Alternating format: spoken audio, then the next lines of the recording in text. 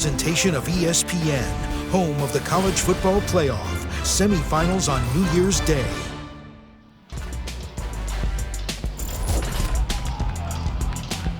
Ball State and Buffalo ready to go here at Ford Field as championship week begins right here in Motown tonight. This is a rematch of the 2008 MAC championship game that Buffalo won.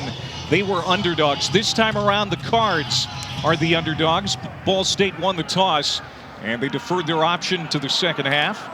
And Buffalo will start with the football. This is Cook on the return.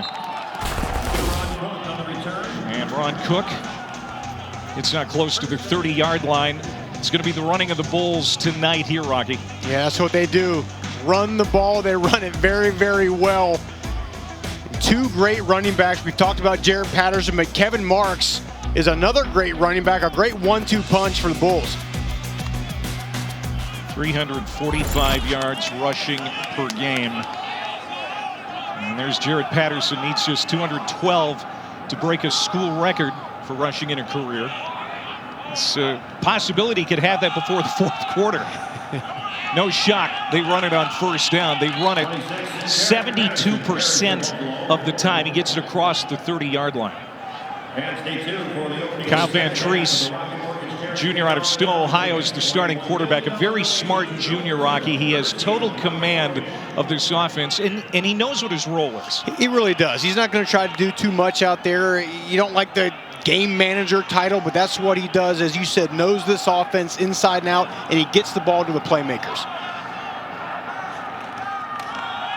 Play fake. He's going to throw for the first time, and it's a strike for a first down and a big play. Antonio Nunn inside the 20, lowers his shoulder, and he's out inside the 15-yard line. They don't throw it a bunch, but Van Treese is accurate. So Ball State all week, guys are going to run the ball. We got to stop the run. Second play from scrimmage, they find their best wide receiver, Antonio Nunn, on a little slant route. It just shows you how deadly this offense can be. Early in the season, Clay, against Miami, Miami kind of stopped their run, forced Van Treese in his passing attack to go win the game, and they did. Maybe catching Ball State a little off guard. They're going all in to stop the run here tonight. That's a gain of 54 yards. They go back to Patterson in the ground attack on the right side. Van Treese only threw 7 passes last week, Rocky, in the game against Akron. I mean, that would bother a lot of quarterbacks. It doesn't seem to bother Kyle. No, he just wants to win. He wants to be a part of this team. He was a punter last year at times when he didn't win the starting job, but now he's the man in command, and again, he just wants to lead this offense and have success whatever way possible. So we've made a lot of history this year with Jarrett, with our first ranking in program history. Looking for more history tonight. Here's Patterson cutting it back, gets it inside the 5 and close to a Buffalo first down. So far, a very impressive opening series. And we'll get in this as it goes on here, Clay, but it's the zone running attack. That offensive line will just kind of all up, student body right, and then just leave it to Jared Patterson to find that little crease, and that's all he needs, just a little bit of daylight, and he puts that foot in the ground, and he is ahead fast. One of the best O-lines in the group of 5. Third down and short, and they are going to have it. There's Patterson, and first down and goal to go for the Bulls. You can see Ball State loading up in the box. They're going to go without some safeties, put some more linebackers on the field. Bryce Cosby, number 5. He's the safety, one of the best tacklers in the MAC. He is the last line of defense. He's got to be the eraser if that running game, Jared Patterson, Kevin Marks, does happen to get in that second, third level. Good unit for Ball State under defensive coordinator Tyler Stockton, 30-year-old Notre Dame grad. First down and goal to go from inside the 5, and we've got our first touchdown, and it comes from Jared Patterson.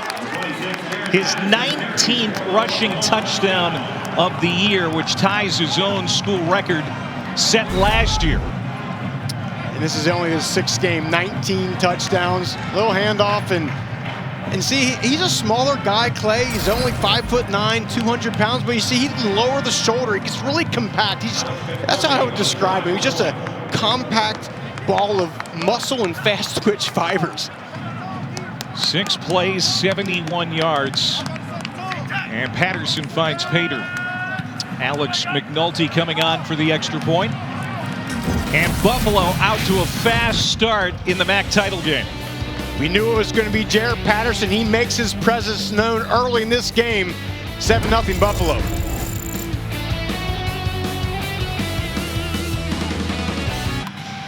Back in Detroit, the Rocket Mortgage MAC Football Championship on ESPN, part of Dr. Pepper Championship Week. 6 plays, 71 yards. The big play on the drive, that 54-yard strike, Van Treese to none. Yeah, second play of the game, kind of caught Ball State sleeping a little bit. They're trying to stop the run and hearing about it all week, but you know, I still think, though, Clay, I'm of the philosophy that you just take away the other team's best option. I think at the end of the game, if you happen to lose, you say, look, we did everything we could. We stopped the run, and they used their second and third option to try to get us, but you can still see how deadly that Buffalo pass attack can be when needed. Van Treese's best passing game was November 10th against Miami. 353 yards, 4 touchdowns, and like you said, that's why they're so dangerous. They can pivot on you in a hurry. It was, and Van Treese was just absolutely surgical in the second half of that Miami game, 9 for 9. This is going to bounce into the end zone, and Ball State will have a chance to respond. Boy, they've got a good receiver in Justin Hall, a senior out of Douglasville, Georgia, all MAC for the 4th straight year. He's been doing it a long time. As a freshman, he played against Buffalo and made his presence known. Active FBS leader in receptions. Clay, I think he's a guy for Ball State's got to touch it 20 times a day. Get it any way possible in his hands, bubble screens, handoff, jet sweeps, whatever you got to do. Get it to number 11. So 26 for blue, for white, number 11. They've all got to touch it a lot. And there's the first touch. It's going to be close to a first down for Justin Hall. The quarterback is Drew Plitt. Boy, he looks loose tonight. Before the game, he was out running pass routes, having some fun with the guys. Feels relaxed. He does, and this is his second year as the starter, and he just really has command of this offense, knows where Mike New wants to go with the football. Play action, has time to throw over the middle, and he's got Johannes Tyler, and just like that, the Cardinals into plus territory to the 45-yard line. And Plitt has a ton of weapons to work with, Clay. We've already talked about Justin Hall. There we see Johannes Tyler, big-bodied wide receiver, makes a ton of contested catches. There's a play of 21 yards, and now they go to the run game. A run game that is missing Caleb Huntley. This is Will Jones toting the football, the former walk-on. Star running back Caleb Huntley suffered a rib injury week 3. He opted out this week to prep for the draft. Big loss for this team. They missed him. 7 straight 100-yard games for Huntley. No more. Plitt snaps it to the outside. Johannes Tyler trying to spin free. Just shy of the first down marker, but you can see what Huntley brought to the table, and they haven't had him for several weeks. With that said, this team has been pretty sharp without him. They've been pretty good, but Huntley, he was like a mini Jerome Bettis. Big barrel-chested guy, still had the sweet feet between the tackles. They're going to move the chains. And right now, partner, we're noticing Ball State tempo, right? That's something they've gone fast, they've gone slow, but you can tell early on here, they think they can get an advantage by keeping the pressure on, going quick against this Buffalo defense. If you watch Buffalo against Kent State, they had a little bit of trouble with that, with how quickly they were running plays and getting guys on and off the field. Yeah, Kent State got close to 600 yards against Buffalo with that RPO look. Ty Evans spinning ahead for about 5 yards as we go down to Katie. Well, guys, when Justin Hall heard Huntley decided to opt out, he gave him a call and said, regardless of the decision, you deserve a MAC ring just like everybody else. You helped us put in this position. You battled with me every day. We're going to go get you that ring. Hall says there's no hard feelings, just respect and appreciation for a guy that grinded next to him every single day. You know, and when we talked to Mike New, he kind of echoed that. He did. And his teammates seemed to be fine with it. There you go. Here's a deep handoff. Ty Evans, a strong runner, 6 foot, 240 pounds out of Macedonia, Ohio. Huntley was certainly a workhorse. This is a guy who can be. He really can be, and he kind of came on the scene once Huntley went down with the injury, which turned out to be a blessing because he got some momentum and got into the flow, and he's playing well. I'm going to feed him again. Huntley had 7 straight 100-yard games to end his career. Evans in his first game picking up for Huntley had a 100-yard game against Toledo, so he's certainly capable. Right now, if you're Buffalo's defense, you got to know where number 6, Johannes Tyler, wide receiver, is now going to the top of the screen. He is deadly in the red zone.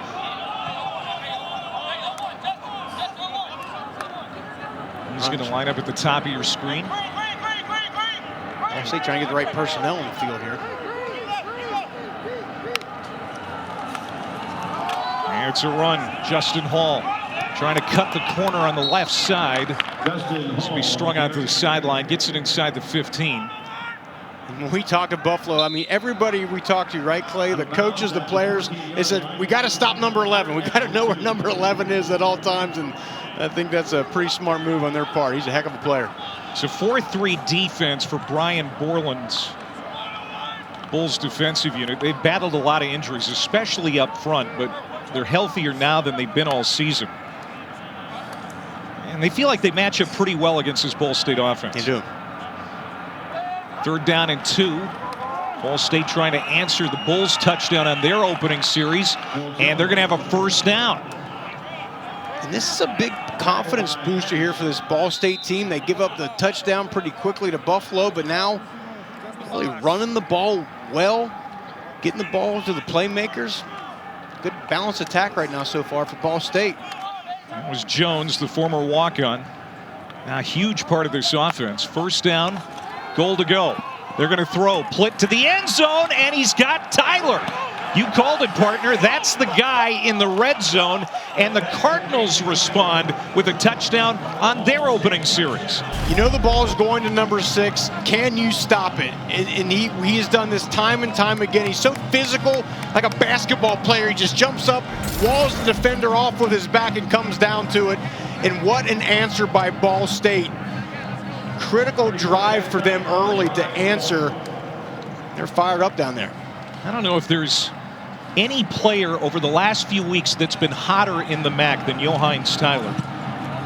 1 touchdown at least in 6 straight games as Jack Knight tacks on the extra point. And what a great start. It's been a short season in the MAC, but a great ending in Detroit tonight.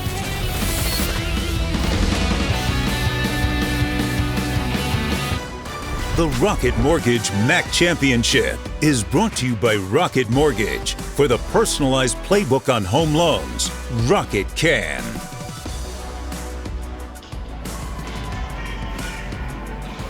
Some great players over the years coming out of this league. And Jared Patterson is a superstar in the making. He is not long for amateur sports. That is true, and we tried to get a little indication this week, right? We tried to bait him, hey, what do you think you're going to come back? We're focused on this game and all that, and maybe Katie will find out for us after the game what his decision will be. But as I said in the open, Clay, you know, if this season doesn't get played, it's been tough for all these players and coaches, but how exciting is it watching a guy like this? A couple months ago, not many people in America knew about Jared Patterson. Now a lot of folks do because of how well he's played. He grew up about 15 minutes away from FedEx Field in D.C. Grew up watching the Washington football team, and you know that's his goal at some point. Buffalo going to get it for the 2nd time in a tie game. Here's Cook. Good return man, all conference, and he gets it close to the 40-yard line. And here's a look at how the standings wrapped up. It was a truncated 6-game season. Buffalo had 1 game canceled. The matchup against Ohio canceled because of COVID, so they didn't get their 6 games in, but 5-0 for the first time since 1980 when they were a Division III program. Ball State back in this title game for the first time since 2008, but they haven't won a championship in 24 years. No, they haven't, but I mean, they lose their opener against Miami, then rattle off 5 straight to get here to Detroit. It's been a special season.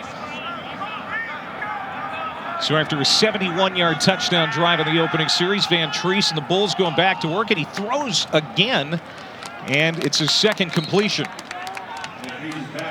That's the tight end, Zach LaFave. Lance Leipold just loves using tight ends going back to when he was a Division III head coach. Zach Lefebvre, 6'6", 235 pounds. Had a ton of receptions early in the season, but then this offense just started running the ball so well and haven't had as many touches, but I like them getting him involved here early tonight. Leipold, the MAC Coach of the Year, second time in 3 years. Lance has won that award. Lefebvre goes to the right side of the formation. They throw to the left side, and that's Giovanni Ruiz. And he's out of bounds at the 46 for another first down as we take a look at the impact players, Rob.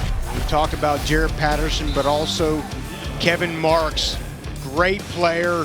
He would be the starter on probably any other MAC team, but it's up to Ball State and Brandon Martin, Defensive Player of the Year in the MAC, and Bryce Cosby. As I talked about, that last line of defense, got to find a way to stop both Patterson and Marks tonight. Yeah, you got Marks, who's averaging 102 yards per game, and he's the backup. Van Treese gets it into the hands of Antonio Nunn again, and that's a pickup of 8 on first down. He is wearing number 41 tonight, and that number is special in this program. It honors former Bull Solomon Jackson, who died in 2016. That number has a special magic, it seems, this year. Everybody who wears it has a big game. You made that point this week as we were prepping. Everybody who's put number 41 on this week has had a great look. Giovanni Ruiz early in the season. Jarrett Patterson wore it against Kent State in one of his record-setting performances, and looks like Nunn off to a great start tonight with it. 8 touchdowns. I don't know if anybody's going to top that, wearing that number. There's Patterson just picking his way. You know, we've talked about the numbers for Patterson, but what quality just stands out the most when it comes to this man? To me, of all the great things he does, the one that jumps out to me is acceleration. He's patient, runs behind that line, and then once the hole opens up, he just drops it into 6th gear and leaves people. Like, his 0 to 60 is incredibly quick, and the defenders have a hard time catching up with him. Lance Leipold talked at length about Jarrett Patterson, and he spent most of the time talking about his qualities that have nothing to do with football. Here's another pass to Lefebvre. Gets it just inside the 35-yard line. He said when it comes to Patterson, there is nobody on the team that works harder or is more humble than Jarrett Patterson. Well, what he said after his 400-yard, 8-touchdown performance against Kent State, they have practiced the next day, and he's out there running around on the kickoff team, and he's not even on the kickoff team. This guy's like the Energizer Bunny out there, and just a great player, warrior, takes care of his body, and really loves playing football here. Second down and 3. And here's Kevin Marks. Always hard to bring down. He's going to be just short of the first down marker. Leipold, 29 wins the last 4 seasons, most in the MAC over that span. You talk about a great job building a foundation at a program that had really done nothing at the FBS level before he came. And how about the recruiting? They've recruited all over the place, right all over the world. Players from Canada all over the place, but he's bringing those athletes there to Buffalo and really done a great job. Quickly up to the line, finding a hole on the near side. There's Patterson. He's got the first down and more. A stiff arm there along the sideline. And he reminds me of Maurice Jones-Drew. I played against him and probably on a few Maurice Jones-Drew highlight films. But look at it. It looks like there's nothing going there with that run. And then boom, little jump cut to the outside. He's just so quick. He's small, so he's kind of hard to see out there for the defenders. And as soon as you do find him, boom, gone. And this team will chew up the clock on you. It's already under 4 minutes to go here in the opening quarter. Van Treese. He's going to take a shot to the end zone, and it's caught. And that is a touchdown for Trevor Wilson.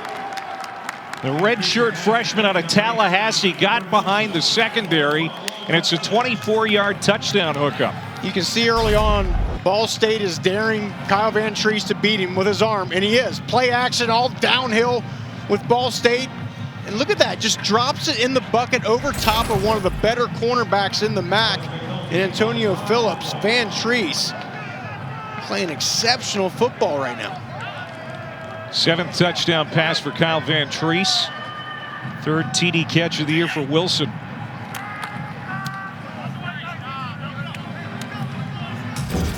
Nolte adds the extra point. 8 plays, 69 yards.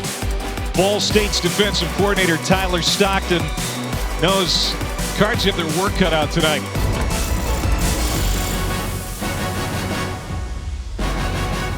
Journey is on. The AT&T Countdown to the College Football Playoff National Championship, Monday, January 11th on ESPN. Championship weekend is late this year. Still big, still nerve-wracking for teams trying to get into the college football playoff. The selection show is less than 2 days away. These 3 big games tomorrow on ABC, starting at noon Eastern with Oklahoma and Iowa State. But we're getting it started here tonight in the Motor City MAC championship game. Every possession so far has resulted in a touchdown. It's 14-7 Buffalo as the Cardinals get the football back. Evans on the return out close to the 30-yard line. The Sun Belt title game, unfortunately, was canceled. Supposed to happen tomorrow, COVID-related, of course. Louisiana and Coastal are declared co-champions. The Chants now, they need Cincinnati to lose tomorrow to possibly get that New Year's 6 invite.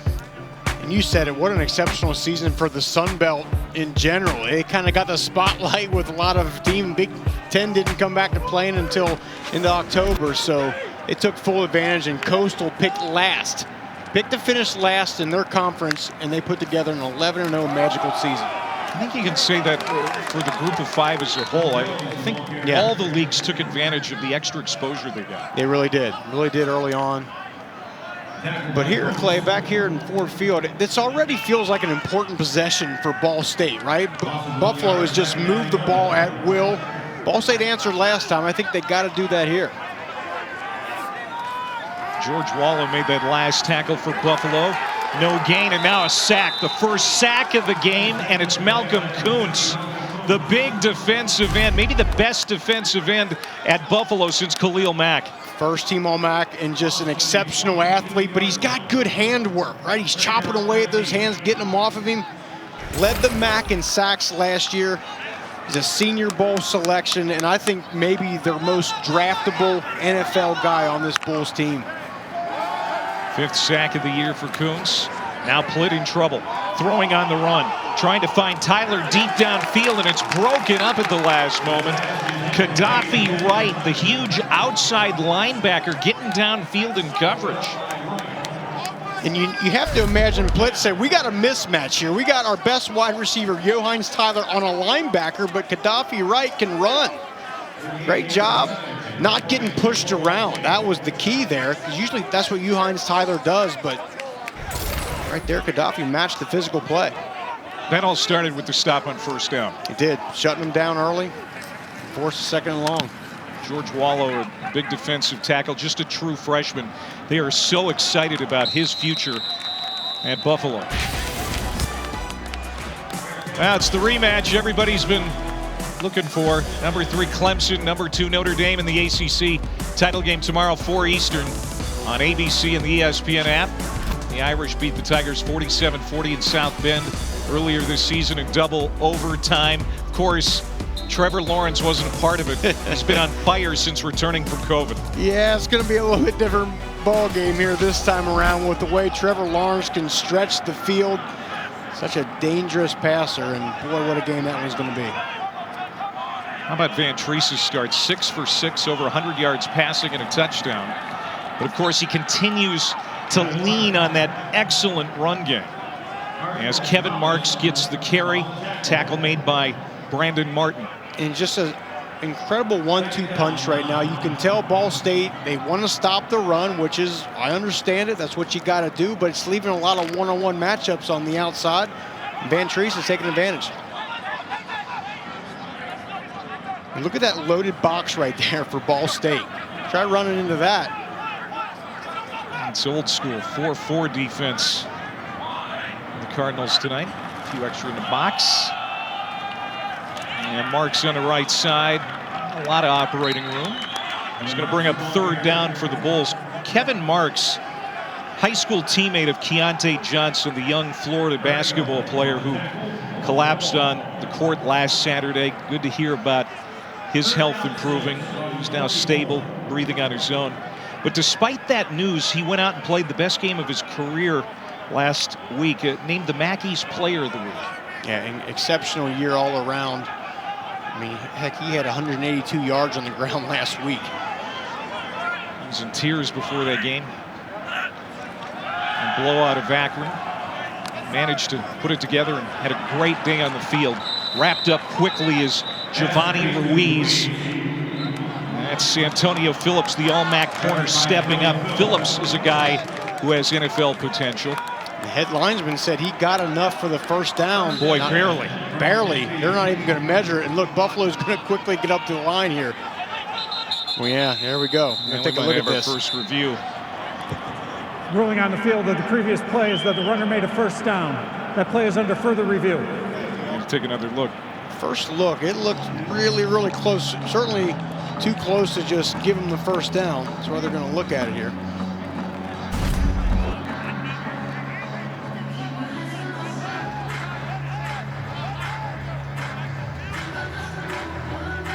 Matt Austin is our rules analyst here tonight. He'll be joining us. What are they looking at here, Matt?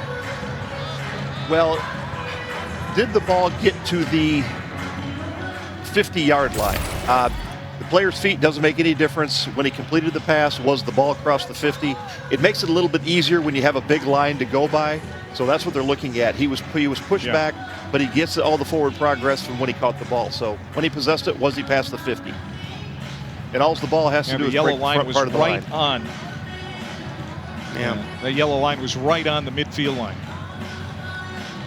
Looked a little short the way I saw it there, but we'll take a look at it. They gave him a first down on the field. Which is important. Tom Stapleton, our lead official. Jim Schaefer, our After review, replay the ruling official. on the This is field from that the the runner made the line to gain is reversed. A little bit The better runner was angle. down at the 49-yard line. Well, I don't know that he got it. Short of they the gave first him the first down. It will be fourth down and one at the 49-yard line on the left hash, and the clock will start on the ready for play. They are going to reverse this. Yeah, and what happened was it was in his right hand. I think the ball is in the receiver's left hand. It gets across the plane there, but because it wasn't, now 4th and 1, it looks like Buffalo's going to go for it here. They've had quite a bit of success on 4th down this year. They're 5 for 7. Watch how quickly they get to the line, try to surprise Ball State. And we have movement on both sides now. Who's going to be the victim here?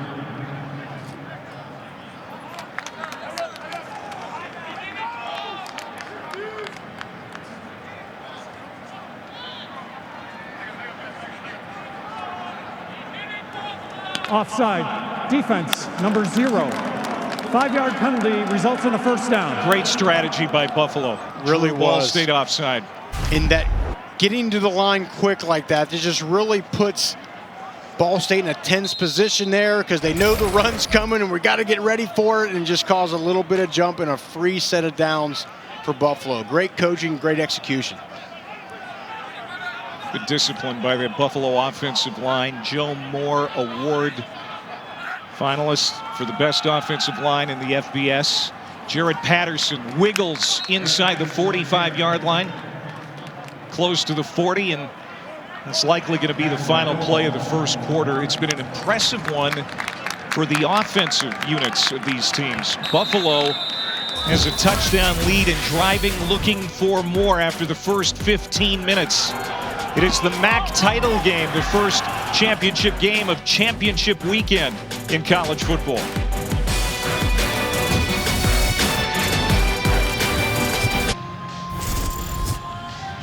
14-7 Buffalo here at the Rocket Mortgage MAC Football Championship, part of Dr. Pepper Championship Week on ESPN. Let's go down to Katie George.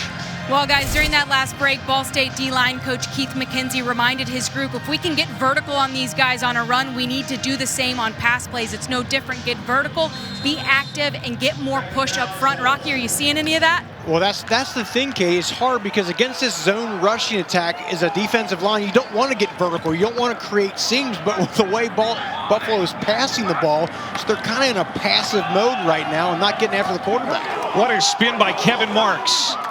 And brought down inside the 25-yard line by Jimmy Daw. Made perhaps a touchdown-saving tackle. Clay, he just runs hard, doesn't he? Just watch, it's just downhill. He's more of a slasher. Think Terrell Davis and that little fancy spin move. He runs angry, runs with a lot of aggression. You know, you and I earlier were talking about Van Treese being unselfish, doesn't want to throw the ball any more than he has to. He knows his role. You could say the same thing about Kevin Marks. He's been very unselfish, not asking for more touches. Fake to Patterson. They throw to Nunn. Makes the catch and goes down at the 15-yard line. And this Ball State defense is on its heels right now, Clay, because they don't know what's coming. Is it a run? Is it a pass? Okay, let's go attack the run, and then the slant comes in behind us. Just an incredible job of being two-dimensional by Buffalo, making it tough on the Cardinals. And it's a Ball State defense that came in very confident, playing at a high level. 29 tackles for loss and 8 takeaways in the last 3 games, all wins. Patterson cuts it back, and it's going to be close to a Ball State or Buffalo first down. And it is. Let's go to Matt Berry in the studio.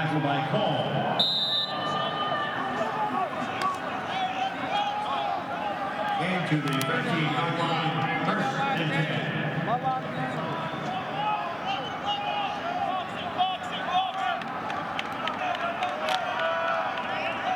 All right, Matt. Thanks a lot. Keep us updated. Clay Matvick, Rocky Boyman, Katie George here in Detroit. Buffalo leading 14-7. Van Treese looking for another touchdown pass.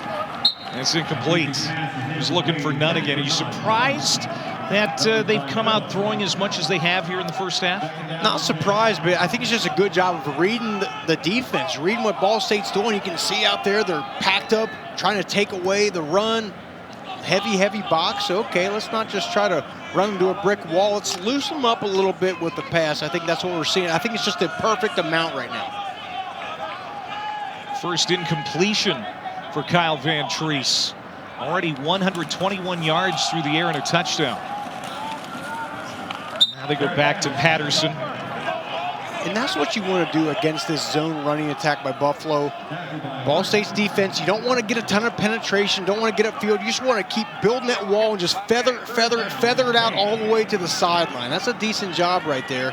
The issue, Clay, is doing that 40, 50 times a game against this rushing attack. So here's a long third down, 3rd and 8. Buffalo 3 for 3 on third down so far tonight. Their third down efficiency, 51% on the year. That's top 10 in the country. And they try to get it up the middle, not much there. And this will be interesting for Buffalo. Their field goal kicking team has not been used a lot. In fact, just 1 field goal attempt all season by Alex McNulty. And it was a miss from 11 yards, I think, against Kent State there. So something they don't often do, kick field goals. McNulty, 3rd-team All-MAC, despite missing that only field goal. The thing is, he's been perfect this year on extra points, 38 of 38. So this will be a 27-yard attempt for Alex McNulty, the senior out of Rochester. Out of the hold of Evan Finnegan. And Ball State got a piece of it. That was blocked by Jimmy Daw.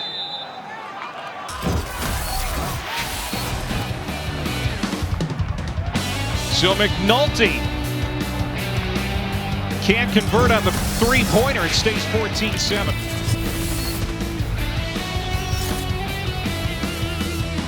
He is on. The AT&T Countdown to the College Football Playoff National Championship, Monday, January 11th on ESPN. Number 27 is Jimmy Daw, the junior out of Ohio. He recovered that high end zone snap last week against Western Michigan. Big play in that game, which ended up winning the division for Ball State. Makes a big play on special teams tonight. That's exactly right. He's very much a part of stopping this rushing attack within a big play on special teams, and that was the difference last week for Ball State was red zone. Western Michigan got up and down the field just like Buffalo has, but they were stopping them in the red zone. So McNulty's field goal attempt blocked. He's 0 for 2 on the year. That's a big stop for Ball State as the Bulls are held without points. This will be a first down carry, now close to the 34-yard line for Evans. And it's so crucial for Ball State to pick up first downs with the tempo they're going with. If you go with a fast tempo, you got to get first downs, or else you're giving Jarrett Patterson that offense the ball back. Plitt unloads on first down, goes to the outside for Tyler. Did he stay in bounds? What a catch! Johannes Tyler, the junior out of New Orleans, continues to impress. In a perfect ball placement by Drew Plitt, thrown to the outside shoulder where only Tyler can get, and then just snatches it out of the air. It's a completed pass for a first down. That play is under further review. Now it's a 23-yard reception for Tyler, ruled complete on the field. They're looking at it upstairs right now.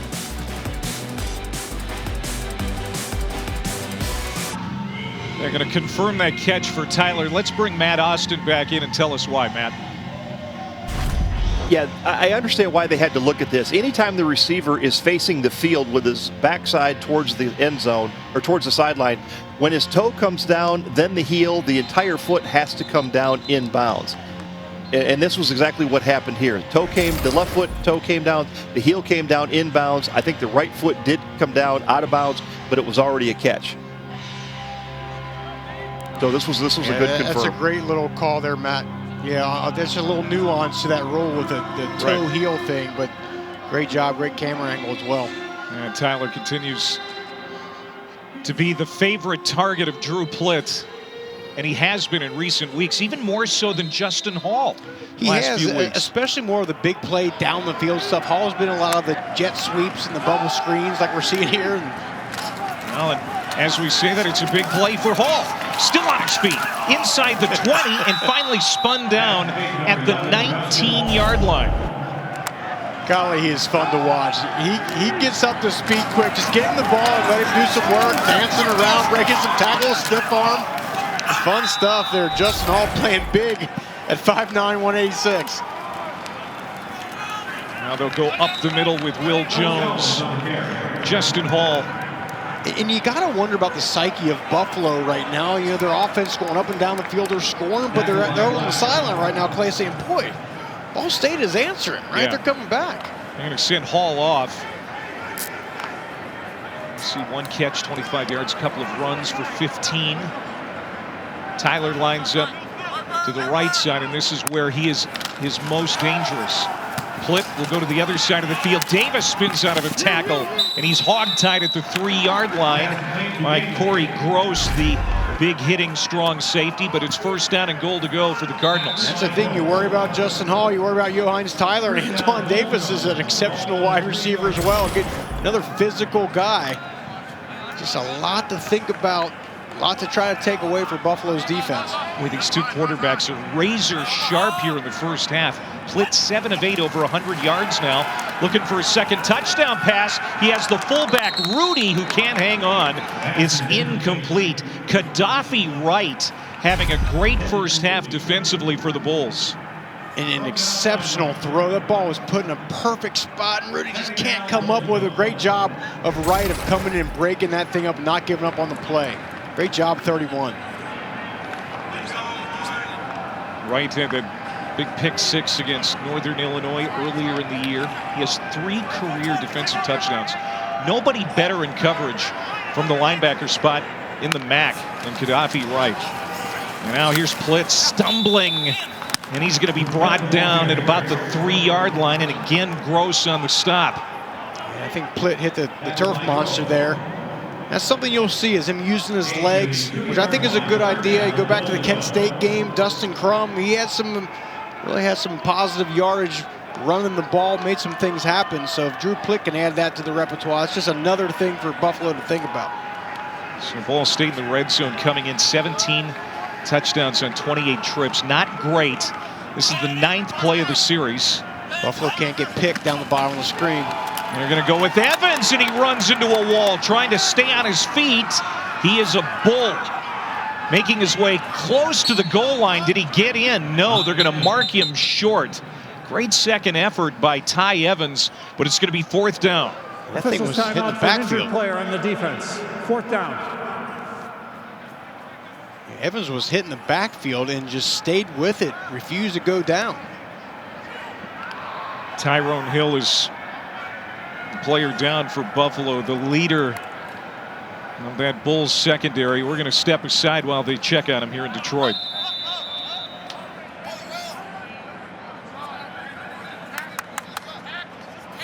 Buffalo free safety Tyrone Hill got off the field under his own power. That's the guy to watch in the red zone for Ball State. Yes, Johannes Tyler, he already burned Buffalo for a touchdown earlier. He's at the bottom of the screen. And I like Ball State being aggressive here, going for it on 4th down. It's pretty apparent they're going to have to put some points on the board tonight. Buffalo better watch out for number 6. Plitt will go under center. And they're going to try to sneak it in. No signal yet. Yes, one official raises both arms, and we've got a touchdown for Ball State.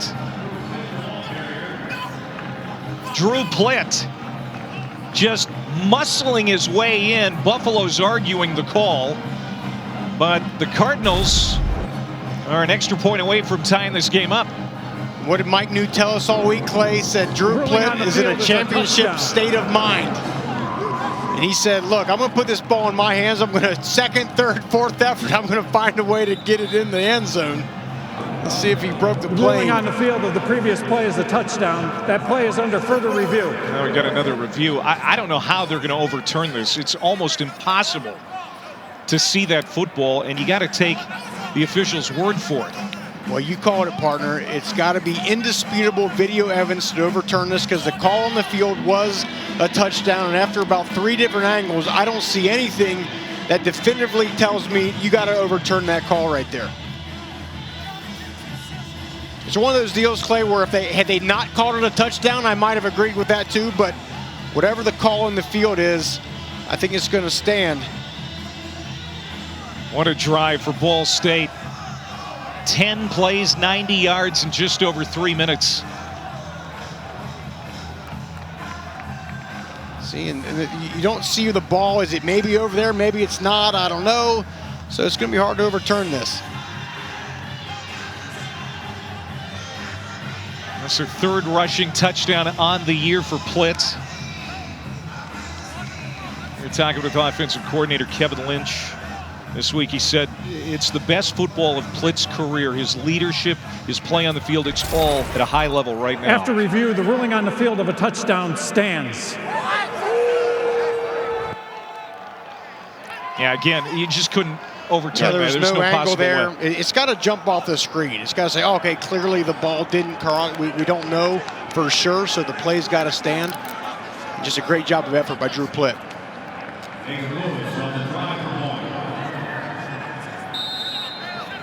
Lance Leopold does not like the call, understandably, but Ball State answers.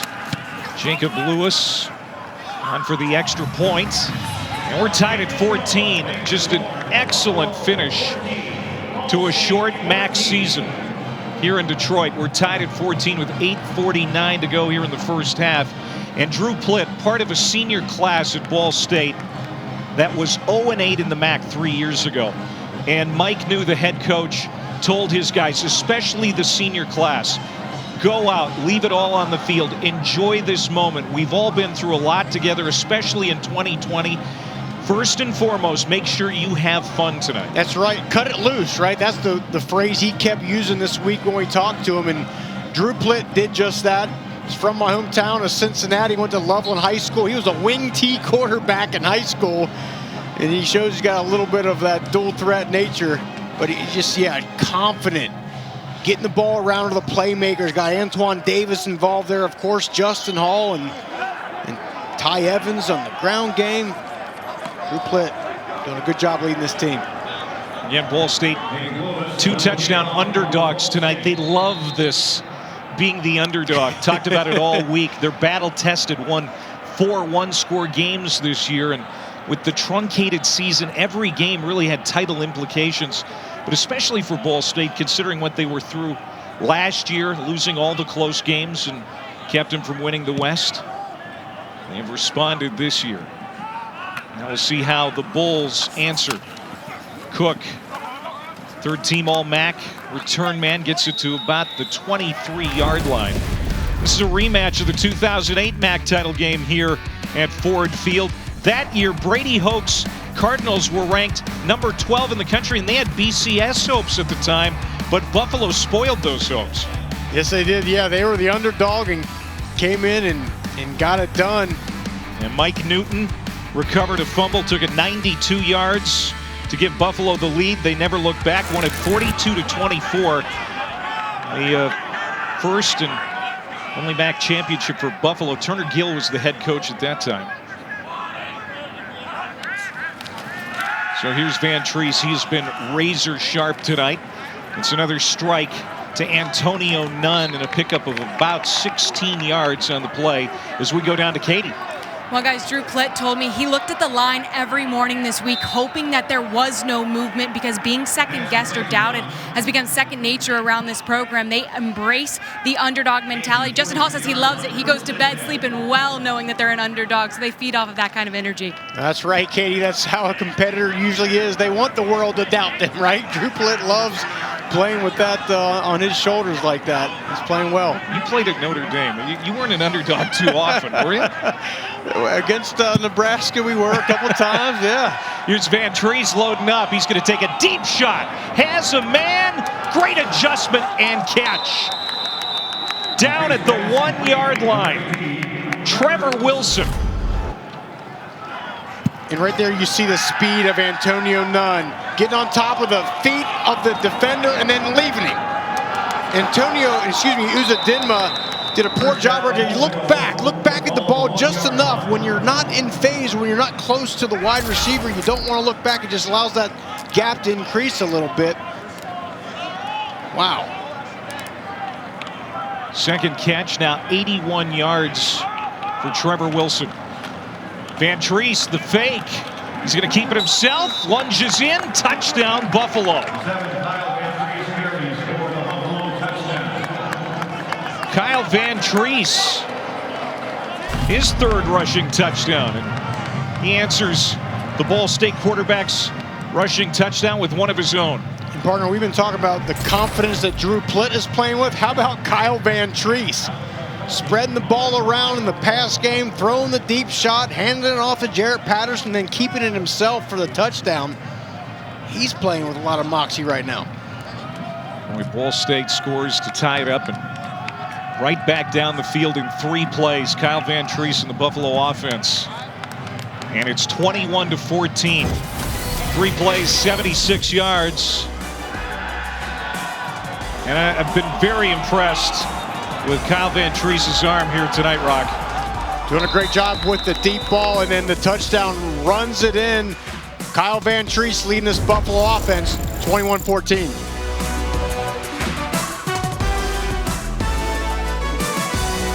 Field where Kyle Van Treese is having himself a night. Buffalo leads 21-14. Van Treese said he came to Buffalo because he believed this program could do something special, and he didn't give up on that belief just because he wasn't in the starting lineup a year ago. He kept his head down, trusted that an opportunity would present itself for him to step in and play. He says there's something to be said for sticking it out and not giving up on this team. Buffalo staff, they certainly are grateful he took that mature approach and is still leading this team currently in a phenomenal performance in the title matchup right now. And it's a great point, Katie. I mean, how many times do we see coming out of spring ball, there's a quarterback competition, and whoever loses that battle, boom, next day they're in the transfer portal, they're going somewhere else. Kyle Van Treese stayed right here, and he's making it happen. Ball State's got it at the 25 after this update with Matt Berry in the studio.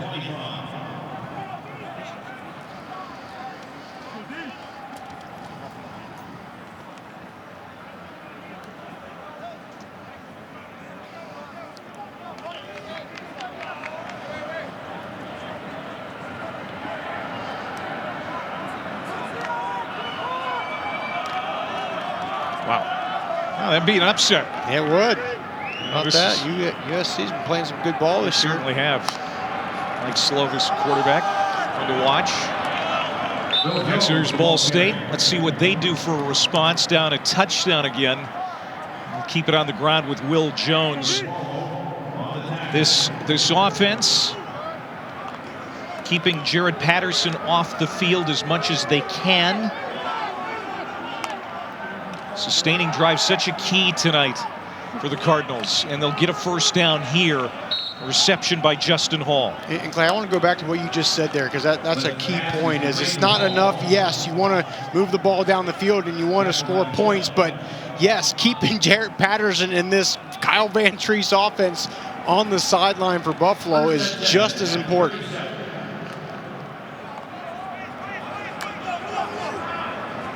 Patterson, by the way, 11 carries, 41 yards, does have a touchdown. That came on the opening series for Buffalo as Plitt loads up, and he's got a receiver again complete to Tyler.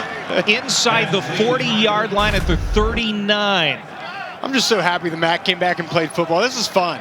Drew Plitt, crossing route there, finding Johannes. Tyler just snatches the ball out of the air like he always does.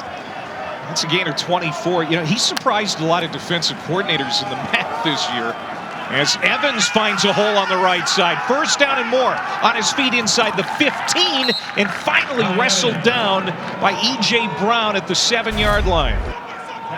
And I'm telling you right now, Buffalo's saying, what do we got to do to put this team away? Ty Evans, little quick bounce out. He's a big guy, but he's got some jets there, Clay. Getting into the second, third level. Ty Evans, a couple months ago wasn't a big part of this offense at all, and now he's really taking the reins. 30-yard play for number 30. Plitt to the end zone on the throw. Going back shoulder, and it's incomplete. He wanted Davis, but Isaiah King was blanketing him in the end zone. Good job of coverage by King. Plitt loves that back shoulder throw, as most quarterbacks do. This area of the field, so hard to defend. Just a great job of staying right there and staying right tight with the wide receiver by King. Davis, by the way, a sixth-year senior. You know, and because there's that free year, I guess he could be a seventh-year senior. That's something we'll be hearing about next year. There's a touchdown catch for Justin Hall. Looking back at the defender, Isaiah King, and saying, yep, got by you. And that's a score for the senior out of Georgia. His 4th touchdown catch of the year. And Ball State answers right back. In bottom of the screen, you'll see a bunch formation by Ball State's wide receivers. And you know the route's coming. Look, there's only 2 blue jerseys, though. You need to get their defender over, but he comes late. And then you get the natural pick, and Drew Plitt puts the ball on the money. You got to anticipate as a defender down this area of the field, the pick routes, the rub routes. Make sure you know that it's coming. I don't think Buffalo did. Drew Plitt made him pay. 6 plays, 75 yards, and how about that in just a minute 36 seconds? You know, Rocky, I don't think they're going with a breakneck tempo here tonight, but the tempo is just fast enough to keep Buffalo on their heels. Kick off your Week 15 NFL Sunday, 9 a.m. Eastern with the Countdown crew on ESPN. Then on Monday Night Football, we've got Big Ben and the Steelers as they take on the Bengals. Coverage begins with Monday Night Countdown, 6 Eastern.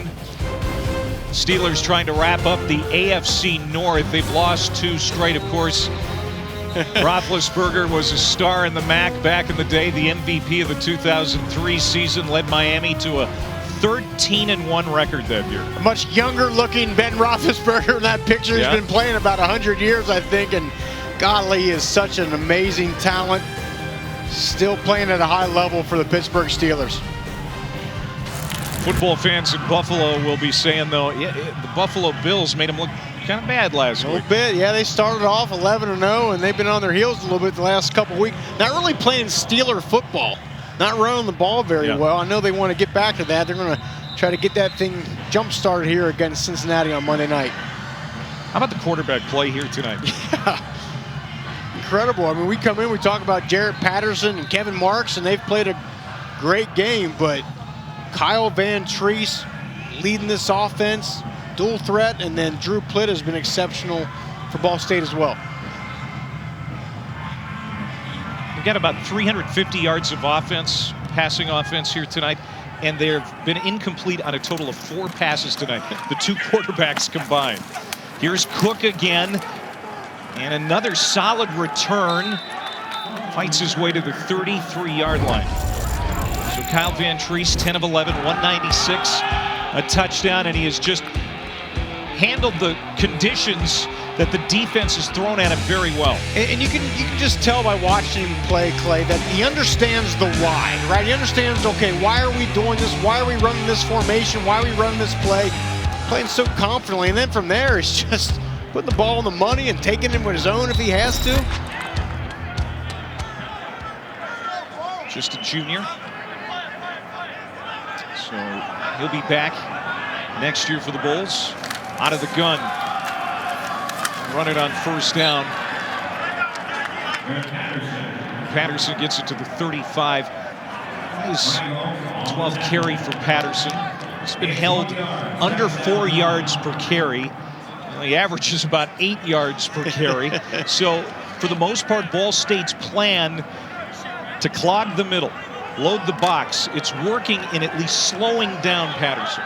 It is, and I still think that is priority number one, stopping this run game, because it's been so magnificent all season. Patterson's always just one play away from breaking one. He'll try it again. And it's going to be third down and long. And notice what Ball State did right there defensively. They just did a good job, as I talked about earlier, just stretching that thing out, a little bit of penetration, but not getting too far upfield, and nowhere to go for Patterson. Last tackle. Joshua Tarango, the JUCO All-American last year at Fullerton. And this is a huge play for Ball State's defense. If they can get the ball back to their offense, what a win.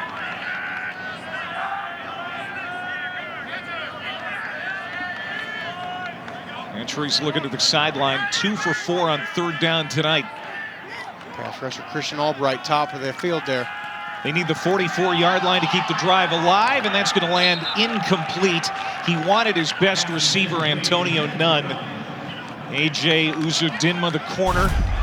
Good job in coverage for Ball State. Yeah, against Buffalo's best wide receiver in Nunn. It's a good job of respecting the speed of Nunn and staying in phase. But I know Katie talked about earlier, with Ball State not getting much pressure on the quarterback, they did a better job of that on that play. This will be the first punt of the night for Evan Finnegan, the Detroit area native at the Bishop Foley High School here in town. Low snap, gets a good kickoff. And Hall is going to let it bounce at the 23. It takes a Bulls roll out near the 15-yard line. Notre Dame Clemson tomorrow for the ACC title. It's going to be terrific. 4 Eastern time on ABC, and of course, streaming live on the app. Now, Ian Book has turned in a great career at Notre Dame. Last time they played Clemson, he was outstanding. So was Kyron Williams in that game back in November. But Clemson didn't have their linebacker, James Skalski. He's going to be back. He's going to make things a little harder on these guys. He definitely will. But remember in that first matchup, Ian Book has the fumble late in the game, and Clemson gets the ball back, but he gets it out of his head, and in overtime finds a way to lead the offense down the field. In my opinion, I think Ian Book is definitely in the Heisman conversation with the high level of play of him this year. Your favorite is Mac Jones, I suspect, I think to win the Heisman? Yeah, he's playing so well right now. Ian Book, you know, Trevor Lawrence with a big game tomorrow, he could be a part of that conversation as well. He was the favorite to start the year, but Mac Jones, I think he can solidify his chances to win it tomorrow with that game against Florida in the SEC title game. Pump fake, Plitt going down the field looking for Davis. He tried to come back around the defender to make the catch, and it lands incomplete. And that was one of the poorer throws of Plitt here tonight. Just a little bit underthrown. I love the route combination, and just a little bit below, behind the wide receiver. I think if he gets it over top of his shoulder, drops in the bucket, he has a chance. And now Buffalo with a big opportunity to not only get the ball back for their offense, but get it back in some nice field position. See if Buffalo may want to heat him up here. There's a little pressure. Malcolm Kuntz down the bottom of the line of scrimmage. Another pass, looking for Tyler. He goes up, and a penalty flag comes out. This could be pass interference on Tyrone Hill. At least that's what Ball State thinks. Hill, of course, was shaken up earlier in this half. Good to see him back out there running around. Here's Tom Stapleton. Pass interference. Defense number 33. 15-yard penalty from the previous spot. Automatic first down.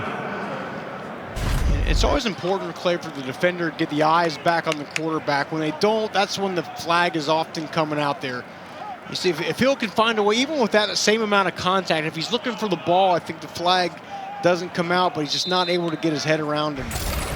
I didn't think it was too egregious, to be honest, but that's why the flag was thrown. First penalty against Buffalo. Each team with just one penalty. That's what you'd expect in a championship game. Both teams playing clean football. Play fake, Plitt, hands off, and that's a scamper for Hall. And he's escorted out of bounds by E.J. Brown, who started his career at West Virginia before going to Iowa Central and ending up at Buffalo. First down for Ball State with just over 3 minutes to go here in the first half. Plitt dumps it out. Hall again on that receiver screen and quickly covered up. Here's James Patterson. Also Tyrone Hill again. James Patterson, the leading tackler of the Buffalo defense. You got a Patterson leading the offense. You got a Patterson leading the defense for the Bulls. And that's so key for Buffalo. Got to stop the yards after catch. They're going to get the ball to Justin Hall. They're going to get to Johannes Tyler. But after the catch, shut them down. Get them on the ground. Good job of gang tackling. James Patterson, the twin brother of Jarrett, does a great job leading that defense. Their top tackler. Fraternal twins. James 20 minutes younger than Jarrett.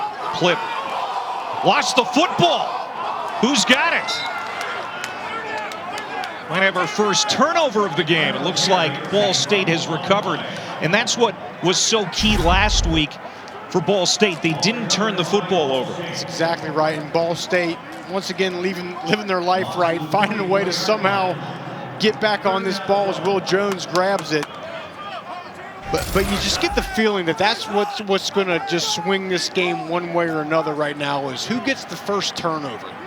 Right now, Ball State luckily didn't give him one right there. Drew Plitt was averaging an interception thrown per game before last week. They had no team turnovers. It was so key in that win over the Broncos. Here's Plitt dancing in the pocket. Down the sideline, McGoy wide open, nobody around, and he walks in for a touchdown. He just snuck over to the corner of the field all alone, and Plitt found him. 56 yards on that hookup. And it looked like Roy Baker, the Buffalo corner, just fell down. If we'll get a shot of it here. It may be coming into the screen because it looked like Roy Baker had coverage and just either fell down or slipped or something. And McGoy was left wide open.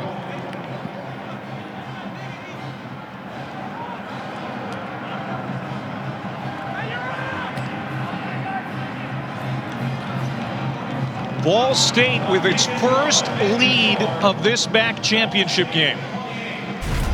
Roy Baker, a tall cornerback. Here's the bottom of the screen. As he's covering McGoy, he's in pretty good shape, and then he'll just slip and fall. And it leaves McGoy wide open for the touchdown. Good job by Drew Plitt of staying with that and finding McGoy as he comes wide open. It's a critical mistake right there for Buffalo's defense. Got to stay on your feet. Oh, and that feels good for numero 0, who grew up here in Detroit, went to Martin Luther King High School. You and I saw him have a breakout game against Central Michigan a couple of weeks ago. He had 3 catches for 100 yards and a couple of touchdowns. So his 3rd touchdown of the year is a big one. It puts Ball State in front for the first time against the favored Bulls tonight. And that's where, again, you got to wonder about the psyche of Buffalo. They're used to just throttling teams this year, and it's just been a back-and-forth slugfest. And right now, Ball State takes the lead. First time Buffalo has trailed all year. We'll see how they respond. They've got 1:30 to work with and all of their timeouts before halftime. And that kick is out of bounds. That's a big mistake for Jacob Lewis as we go to the studio and Matt Berry.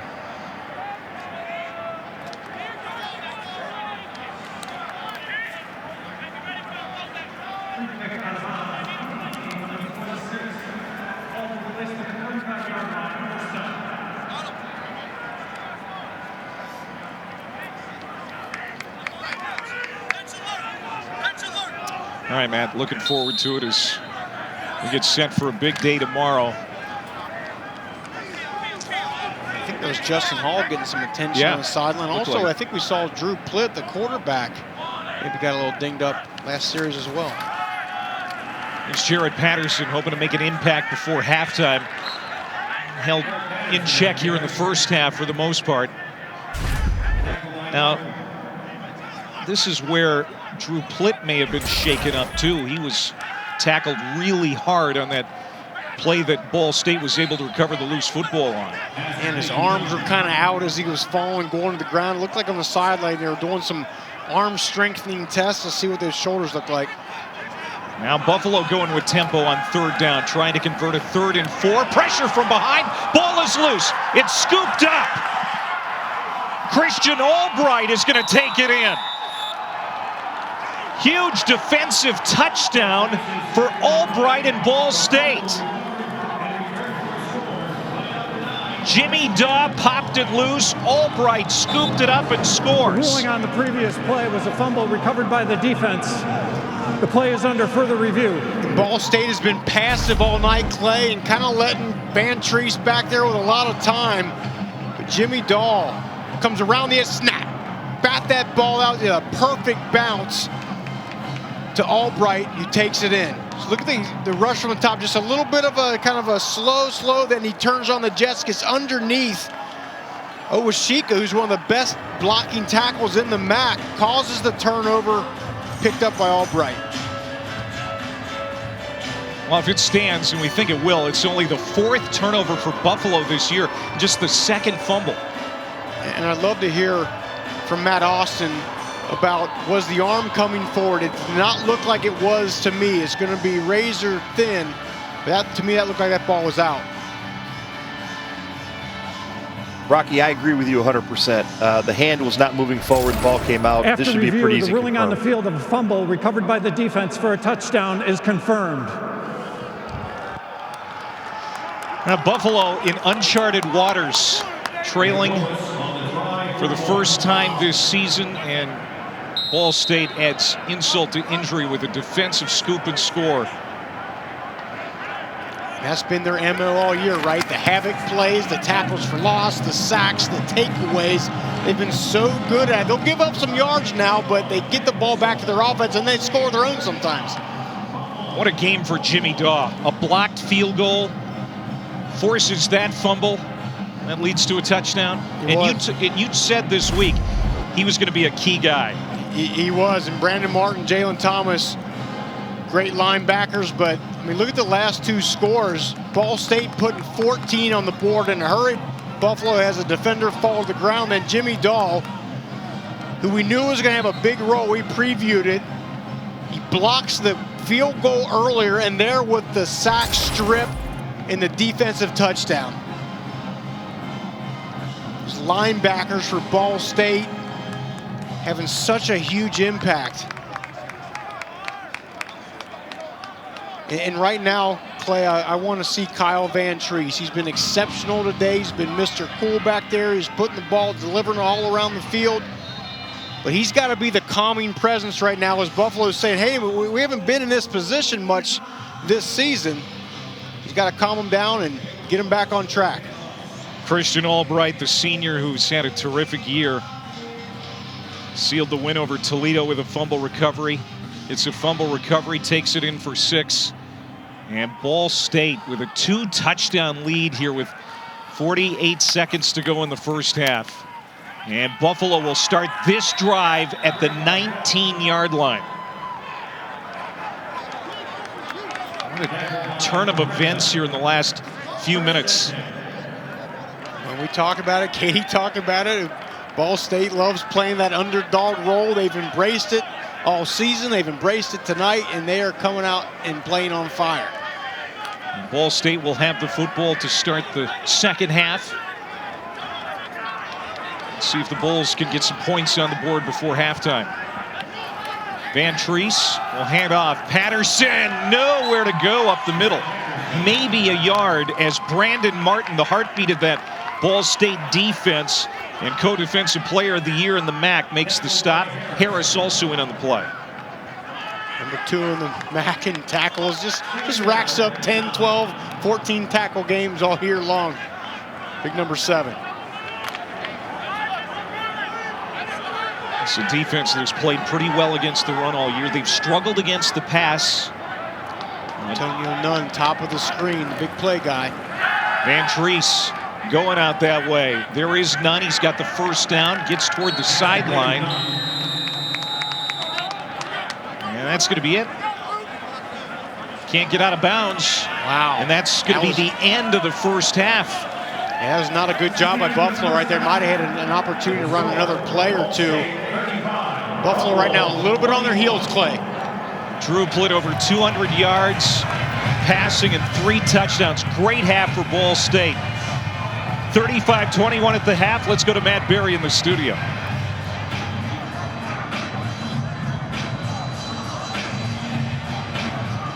Welcome back to Dr. Pepper Championship Week. Back here in Detroit, a little snow in the air. Rocket Mortgage MAC Football Championship. It was an entertaining first half between Ball State and Buffalo. 35-21. The Cardinals with the lead. That's probably a surprise to many. Alongside Rocky Boyman, I'm Clay Matvick, Katie George down on the sideline. Yeah, 2 touchdown underdogs coming into this one, Rock.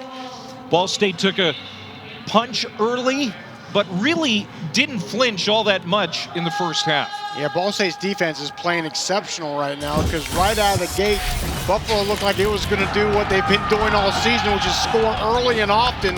Kyle Van Treese through the air, gets the big pass play on the first drive. They punch it in for the touchdown. But then Ball State just kind of kept answering. I mean, there's the first touchdown, but Ball State's defense keep answering. This was kind of the turning point, Clay. The blocked field goal gave the ball back to Ball State, and then Drew Plitt makes them pay with the deep touchdown, and then they start to gain even more momentum. And then, as we talked about, their defense, the sack strip, fumble return for the touchdown. Ball State playing lights out right now.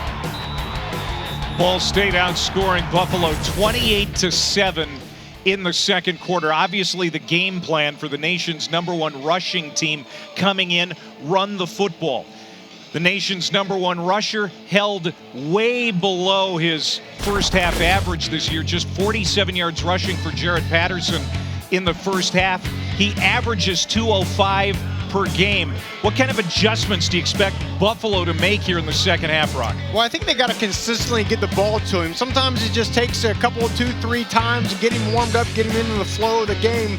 But they also got to address how Ball State's defense is playing. Their defense doing a great job of stringing out that stretch zone scheme that they like so much. Now again for Ball State, it's just about can you keep doing that for time and time again here in the second half. So Ball State will get the football to start the second half, leading by a couple of touchdowns. They're going to start just across the 20-yard line on that return by Hall. Just moments ago, Katie caught up with Lance Leipold.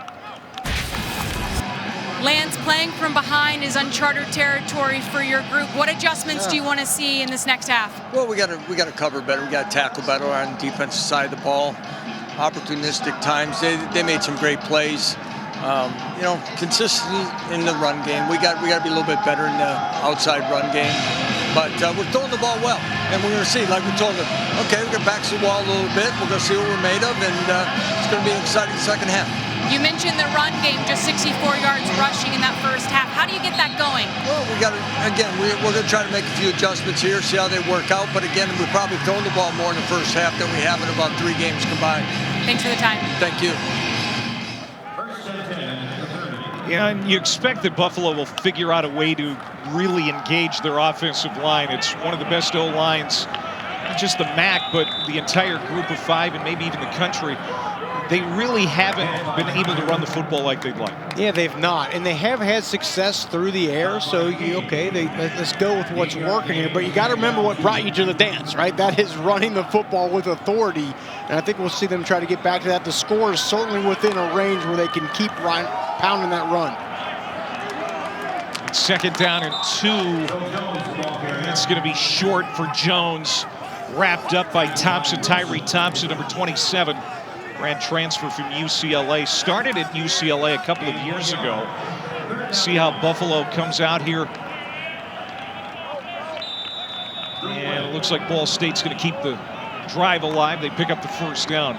Yeah, you got to imagine that because this is such unusual territory for Buffalo, that there were some words said in the locker room. Yeah, and that's the thing. That's where Lance Leipold has got to calm this team down when they're sitting there saying, hey, we don't really realize what this feeling is here because we haven't been there.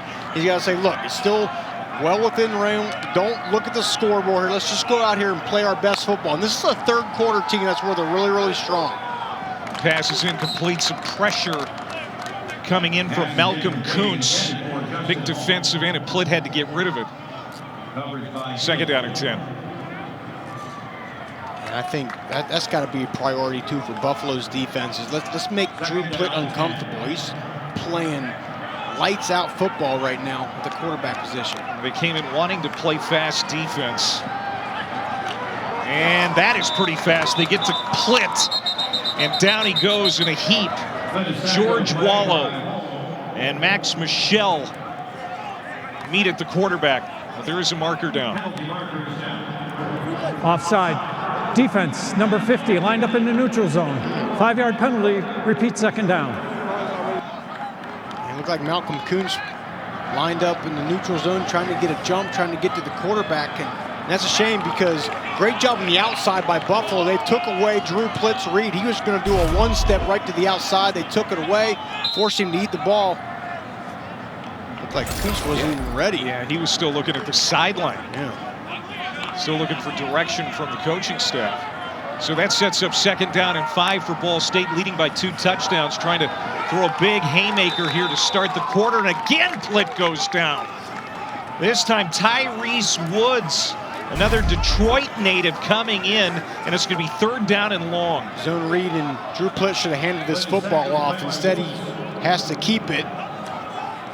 There's big number 95.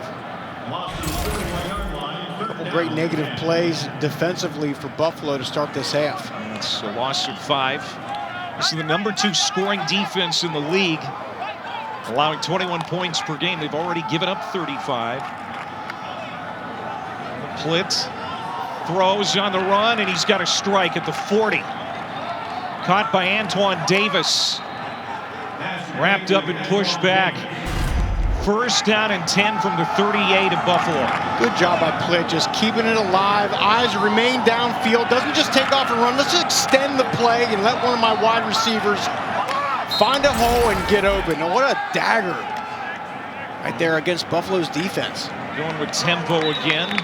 Get it to Hall. He's brought down on the sideline by Hill. Gain of 3. And Hall a little slow to get up. We saw him get some attention in the first half. He took a couple shots. That's going to be key because he's had a nice first half. He's been the key to their offense all year. It's important that he stays healthy and active in this game. Yeah, we saw Plitt shaking up in the first half, too. It looks like he's all right. Second down and 8. You see Plitt under center. Half of the time. Hand off to Will Jones. Jones played through a broken hand in 2019. Missed a couple of games this year with a knee injury. We've seen Jones and Evans rotating at running back again. Caleb Huntley has opted out, making NFL plans. Got injured after the 3rd game of the year. Moving on without him, trying to win a championship. Plitt. Cox fires, complete. And churning ahead. Trying to pick up that first down and doing so. It's James Gray. I think what really stands out to me is just the amount of formations, right, that Ball State gives you. Just a lot to think about for the defense. Some plays, they're condensed. They got everyone packed in. Then they'll spread the field and go 5 wides. And it just really looks like Buffalo's on their heels a little bit. Another bunch formation with a wide receiver combination down the bottom of the screen. 11th play of the series. Right up the middle with Ty Evans. good run on first down. I'm really impressed with this offensive line. You know, at times it hasn't played all that well. It's battled some injuries. Pass protection has been suspect at times. A lot of sacks. But tonight, I think they've really dominated the line of scrimmage. I think you're right. You see Anthony Todd, the center, getting to the second level and getting a hat on the linebacker. Second down and 3, another run. Shedding tackles, Evans. First down and goal to go, Ball State. What a message the Cardinals are sending here early in the second half. Beating them at their own game, right? Just run the ball downhill. And one thing for Ty Evans, he's got to make sure he secures that football. You see it kind of coming loose a little bit, and Buffalo's defenders grabbing and slashing at it. But yeah, the offensive line, and again, this run game, as you talk about, without Caleb Huntley, their best running back, opted out on the season. They haven't missed a beat here tonight. Slowing the tempo down just a little bit. There's Jones as he gets it to the 4. Mike New, the head coach, won one conference game his first 2 years. Third in the West last year. In Detroit in year 5. He told his team, especially the seniors, like we said in the first half, this has got to be fun tonight, guys. And ever since that blocked field goal, this team has been having fun. Having a lot of fun out there. I do not see Johannes Tyler on the field right now. Their best red zone target is Antoine Davis at the bottom of the screen. 14th play to the end zone. That's a little off target. Again, looking for Isaac James Gray, the grad transfer from Indiana. So it'll be third down and goal to go. It is interesting. I don't know what's going on with Johannes Tyler. This is normally his area of the field. I'm sure if he's injured or what the story is, but they're going to bring in Justin Hall.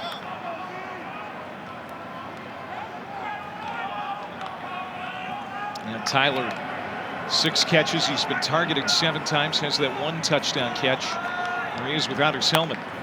Third down and goal. Rolling out, Plitt throws to the corner, and it's incomplete. It'll be 4th down. Davis was the man he wanted. A pre-Washington, their best cover man, was right there. And this is just where you miss the size of Johannes Tyler. He's just a big-bodied wide receiver, does such a good job of just boxing those defenders out. Try to get the ball to Davis, and they're going to settle for the field goal. So Jacob Lewis, who's been the kickoff specialist most of the year for Ball State, has been doing most of the place kicking tonight. Jack Knight missed a couple of extra points last week. Yes, that might be the reason why. This will be from 21 yards out. And we've got a 3-score game. Ball State has never won the MAC championship game. They're going to try to win that trophy here tonight. Things looking good for the Cards. Ball State, they're the underdogs, but they're in charge right now. 38-21, 9-10 to go third quarter. That was a 16-play, 76-yard drive in almost 6 minutes. And we talked about Buffalo maybe getting ahead and playing keep away. That was a keep away drive for the Cardinals. Bad news, though, for the Cards. Johannes Tyler, their red zone weapon, left for the locker room moments ago. Yeah, I think they really missed him down there in that area of the field. Not sure what his status is, but boy, they sure would love to get number 6 back. Let me make this point, too. I mean, Ball State goes to the air right there. If they keep it on the ground, they may be able to get another minute run off that clock. Ron Cook and Kevin Marks back deep. A couple of guys who could change momentum in a hurry. It's Cook. He's had some good returns tonight. Hurdles a tackler, gets to the 30, and stood up at about the 33-yard line. Well, here's our College Football Award Spotlight, brought to us by the Home Depot, featuring Jared Patterson, a finalist for the Doak Walker Award. Right now, Rocky, is really his time to shine. He's been held in check so far tonight. Clay's the MAC Player of the Year, and he's got to find a way to take control of this game. And Buffalo on the season is outscoring opponents in the third quarter 84-7. This is their quarter to shine. Molinich, the tight end, goes in motion. It will be Patterson, and his yards have been hard to come by. So remember to tune in for the Home Depot College Football Awards show next January 7th at 7 o'clock on ESPN. And speaking of awards, before tonight, a lot of people were saying, well, maybe Patterson's a dark horse to be, mentioned for the Heisman. Yeah, at least as a finalist, I certainly agree with that. But he's got to get going tonight. And Treese, another completion. And there is Nunn doing what Nunn does. The big catch out close to midfield. The Heisman finalists will be announced Christmas Eve. It's going to be a virtual ceremony this year, of course. That's what 2020 is about. Everything's virtual. It's going to air January 5th on ESPN. And I'll ask you, should Patterson be a finalist? I think so. I think he deserves. I mean, he got over 1,000 yards in just 5 games. That doesn't happen every year. I think he should at least get an invite to be a part of that conversation. We'll get the carry here, hit behind the line. Jack Sape, the sophomore out of Bloomfield Hills, Michigan, just down the road, makes the tackle. Such a fine line. You don't often want to get too much penetration, but he had great leverage on the running back. Sometimes you get too far upfield. A running back like Patterson can just cut it back across the grain, but Sape, great job. That's not good for Buffalo. We step aside.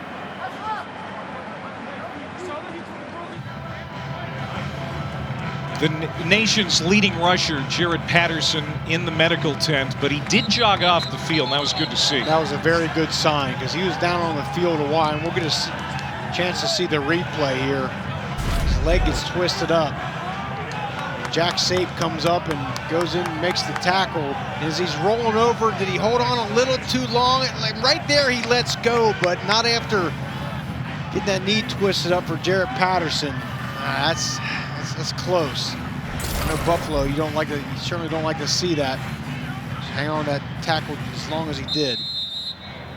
So without Patterson, imagine that Kevin Marks will get a steady diet now for the Buffalo run game, but they're probably getting to a point where they're going to have to pass more too, Rob. Absolutely, down 17. We'll send Zach LaFave in motion, the tight end. Here's Van Treese, complete. And Antonio Nunn has done a nice job in the receiving game here tonight. That's his 10th catch, well over 100 yards. The most he's had on the season, Clay, is 6. Sorry, up at 10. You can see how much they respect the speed of Nunn. Look at Uzodinma giving him about an 11-yard cushion. They know that number 41 can fly. Antonio Nunn averaging 71 yards receiving per game, has 129 tonight. This Tyler Stockton defense has done a nice job here tonight for Ball State, all in all. There's Kevin Marks. We've got fourth down. Yeah, I like this. It looks like Buffalo's going to go for it. I agree with this call. You got to find a way to stop the bleeding here a little bit. Can't afford to give the ball back to Ball State's deep to their offense. But the offense has not been moving the football with the run game the way they have been known to do it. Do they throw it here? Because you got to go to Marks in the run game here.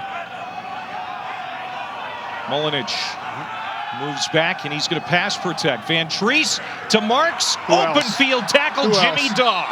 Right at the midfield line. He is the MVP of this game for the Cardinals. Clay, when you're a linebacker and you have a running back man-to-man, you don't wait back. You don't allow a guy like Marks to have a bunch of open field where you make you miss. You go downhill and you get him right now. That's what Dahl, look at the play. He's on the line of scrimmage. He knows he has his man-to-man, and he just goes flat down the line and gets him. Instead of trying to wait, let him catch the ball. Jimmy Dahl, MVP of this game so far. So the Cardinals take over on downs, and they can go in for a kill shot here in the third quarter. And this is huge, Clay, because if Ball State gets another score here, it's going to take away a little bit of the ability, the time for Ball State, for Buffalo to run the ball. Now Plitt dodged one defender and then is brought down by Tyrese Woods. And you know Drew Plitt was thinking kill shot here. He just hung on the ball just a little bit too long. There's nowhere to go. Great coverage on the back end. Got to throw that thing away right there. He holds on to it. And there comes the sack. Fourth sack of the night for this Buffalo defense. That's a loss of 9, putting Ball State back at their 40. Little end around to Hall. Good pursuit by Buffalo. Tim Terry cut him off as we go down to Katie. Well, I'm told Johannes Tyler remains in the locker room dealing with some cramps, but he is expected to return, so some good news for this Ball State offense. Yeah, cramps, and you could see he was smiling when he walked off, so it didn't look too serious. Yeah, maybe we'll get him some fluids, give him one of those IV bags, and get him back out here. His team needs him. Thanks, Katie. Meanwhile, Isaac James Gray, number 12, has been taking the spot of Tyler. Grad transfer from Indiana. Third down and 13. Bunch formation here for Ball State. Clip steps up, throws down the middle, a little high, and that's incomplete. And he wanted James Gray, who's 6 foot 192. A little too tall for the receiver. Fourth down, and Ball State will have to punt. Ah, that ball just sailed a little bit on Plitt. He's open. It would have taken a really good throw, just a little bit lower. They're able to come down with it. And this is a great job of answering by Buffalo. Cardinals can't take advantage of the gift field position. Nathan Snyder will come on for just the second time tonight to punt. State can flip the field position. And they'll dump it inside the 10. Can they get down and cover? That's going to roll in for a touchback. We're under 5 minutes to go. Third quarter.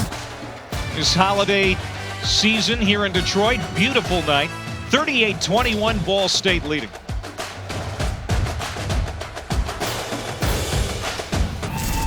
(38-21) Ball State. Welcome back to the Rocket Mortgage MAC Football Championship here in Detroit. You're watching the Dr. Pepper Championship Week here on ESPN. Let's go down to Katie George for an update. Well, after Jarrett Patterson ran off the field on his own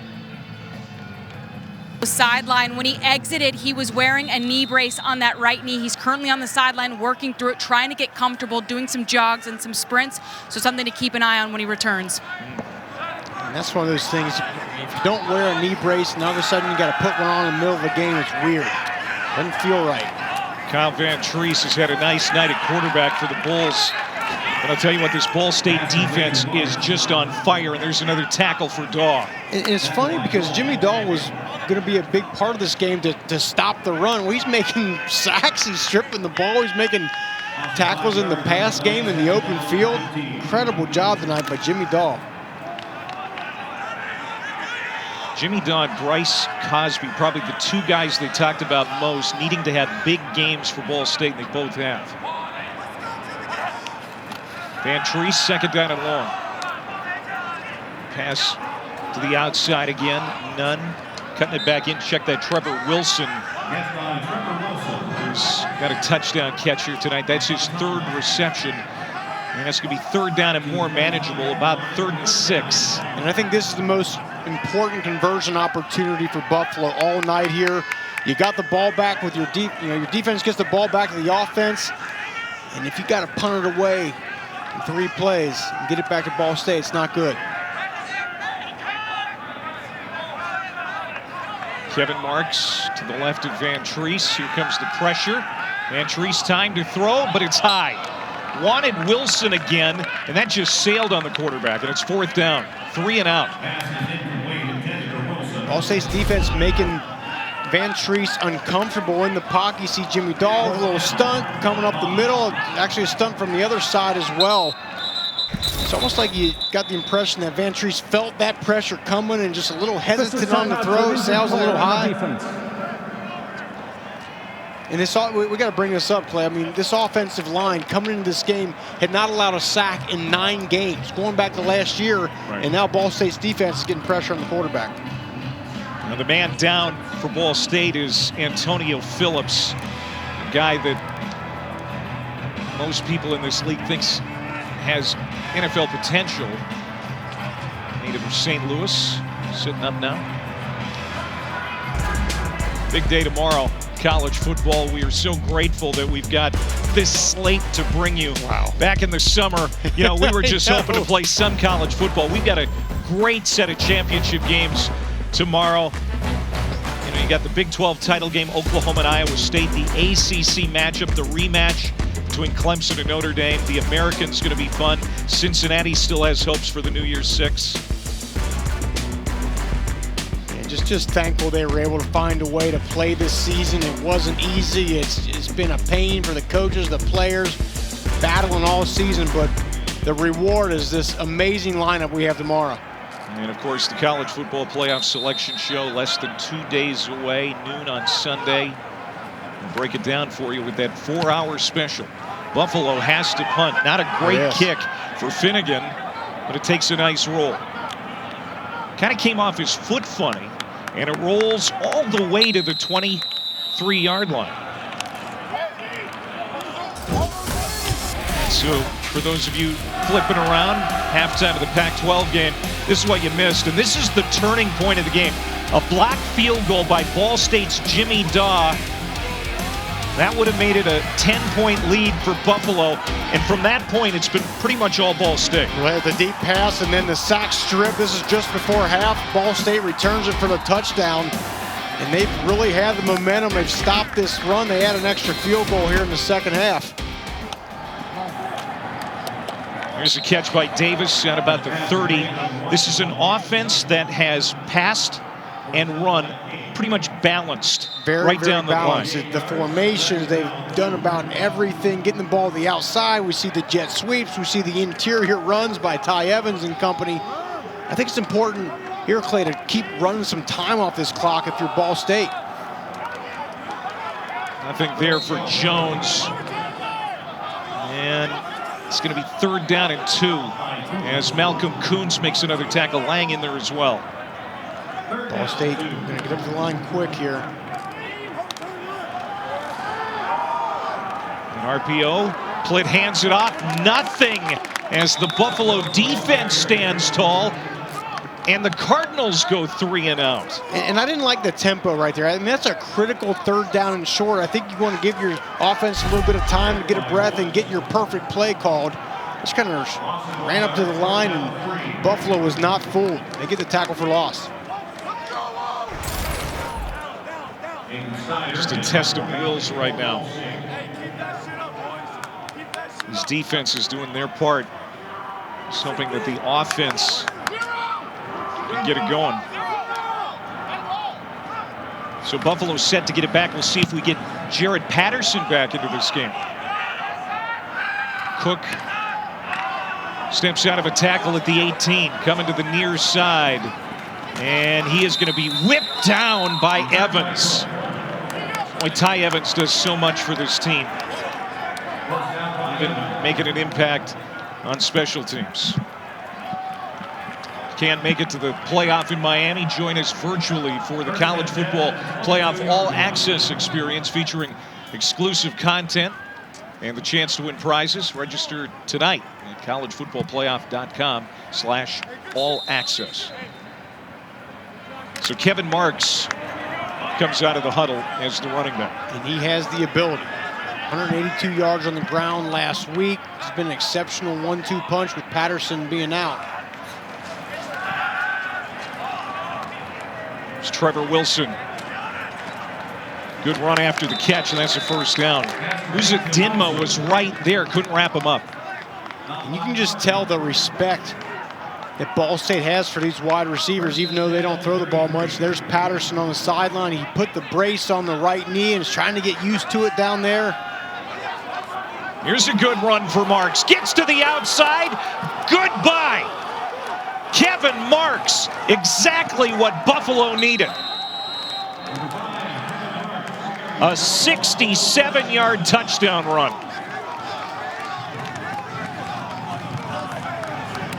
And what a shot of adrenaline that this team from Buffalo desperately needed. Haven't gotten much going on offense lately. And then Kevin Marks just makes something out of nothing. Looks like he stopped right there, and then look at the cut to the outside, then the speed play. Exceptional speed on Marks with a hammer of a touchdown.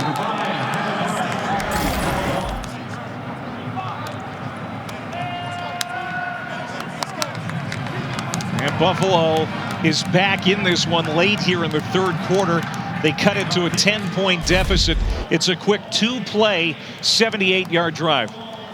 Run up the middle, then the quick bounce to the outside. And then the Jets. Got to have it, speed. Can't buy it, got to have it. Kevin Marks, an exceptional player.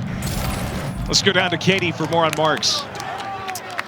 Well, Clay, you mentioned earlier in the first half that Kevin Marks grew up with Keontae Johnson, the young man that we saw collapse in his Florida game a week ago. Well, he said he saw the news right before he played Akron a week ago, and he almost decided that he was going to opt out of that game just because it was too emotional. It was too much to handle. He said he immediately sent a message to Keontae just to tell him that he was thinking about him. Of course, he did not get a response.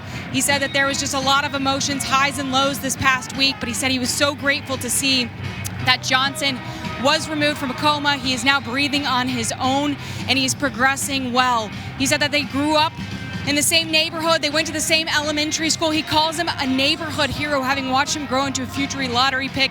And I think that Leipold said it best. You never know what these players are going through on the side. You don't know what they're battling. And to see Marks go out there and show some mental strength and perform at an incredible level against Akron really was a testament to Marks and just who he is as a person. Yeah, and on top of that, he was wearing that special number 41, which is also an emotional thing. And the Norfolk, Virginia native really responded well. He is responding well again tonight in a tough situation where Jared Patterson, at least for now, has been knocked out of this game. And emotionally, that can be a drain on an offense, on a whole football team. When your best player, literally the MAC player of the year, is on the sideline, can't contribute, you need someone to step up big, someone to step up now, and Kevin Marks did that. Drew Plitt and Ball State have responded well after Buffalo scores all night. They throw it out to the fullback, Cody Rudy. He'll make that catch and get out of bounds. Rudy is considered probably the best all-around football player on this Ball State team. He's a football player. He blocks, he catches the ball at times. Whatever you need him to do, Cody Rudy's ready to do it. This Buffalo defense seems to be invigorated right now, really flying around.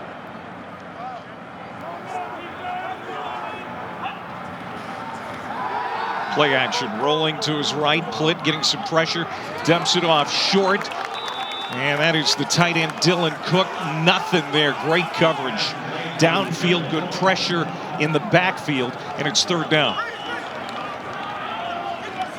By the way, Keontae Johnson, the Florida basketball player, has gone to social media for an update on his health, and it's all positive from what we understand here just tonight. So that is outstanding as everybody's praying for him. Still no Johannes Tyler for Ball State. Third down and 7. Plitt dancing, throws, and that's behind the receiver. Dangerous spot on the field. Lands incomplete, and again, Ball State will have to punt with 6 seconds to go in the quarter. And Drew Plitt had played an exceptional first half, but Clay, that's 2 drives in a row with an errant throw that got them off the field on third down. That ball was just behind Will Jones. He hits him on the numbers. Will Jones picks up that first down. So here's Nathan Snyder on to punt again. Ron Cook, the all-conference return man, standing at the 32-yard line of Buffalo. And he's going to call for the fair catch. So that's where Buffalo will have it to start the fourth quarter. Buffalo. This is the end of the fourth. Outscoring Ball State in that quarter 7-3. It's a 10-point game going to the final 15 minutes in the MAC title game.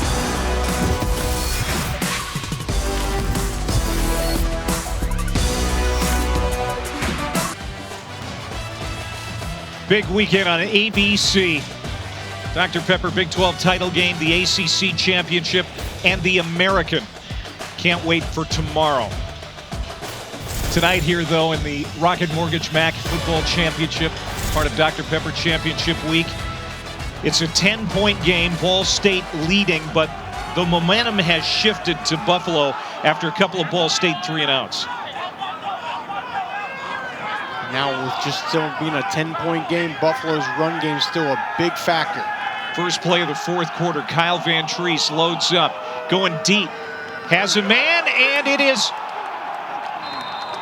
intercepted. Picked off by Antonio Phillips. Got his hands in there and just took it away from Wilson.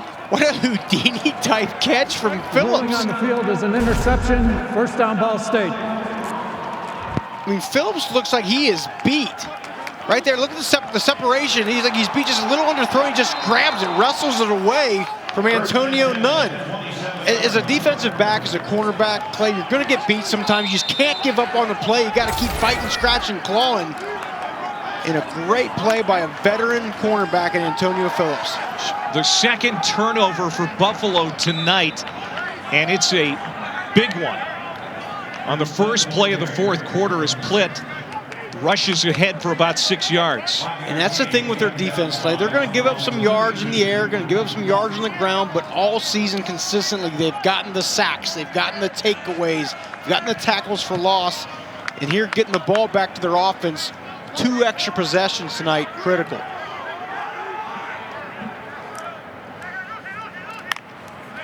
Just the 5th turnover all season for Buffalo, but they've had 2 tonight, and that was nearly picked off after a deflection. Johannes Tyler back in the game now for Ball State. He was the intended man. Was nearly intercepted in the secondary. There's a run-pass option, and it was a good read by Plitt, pulling that ball, trying to get it to the slant. The linebacker creeps up, maybe just a little bit behind Tyler, but he's got to come up with that ball. He's usually so good at that, making those tough catches. So Ball State trying not to go 3 and out again. Pressure, Plitt slides up, avoids it, now throwing on the run, and he's intercepted. Picked off by James Patterson, and Buffalo has it right back. But a flag was thrown, so hold on. We'll see if this is going to wipe out the defensive play or if it came after the interception.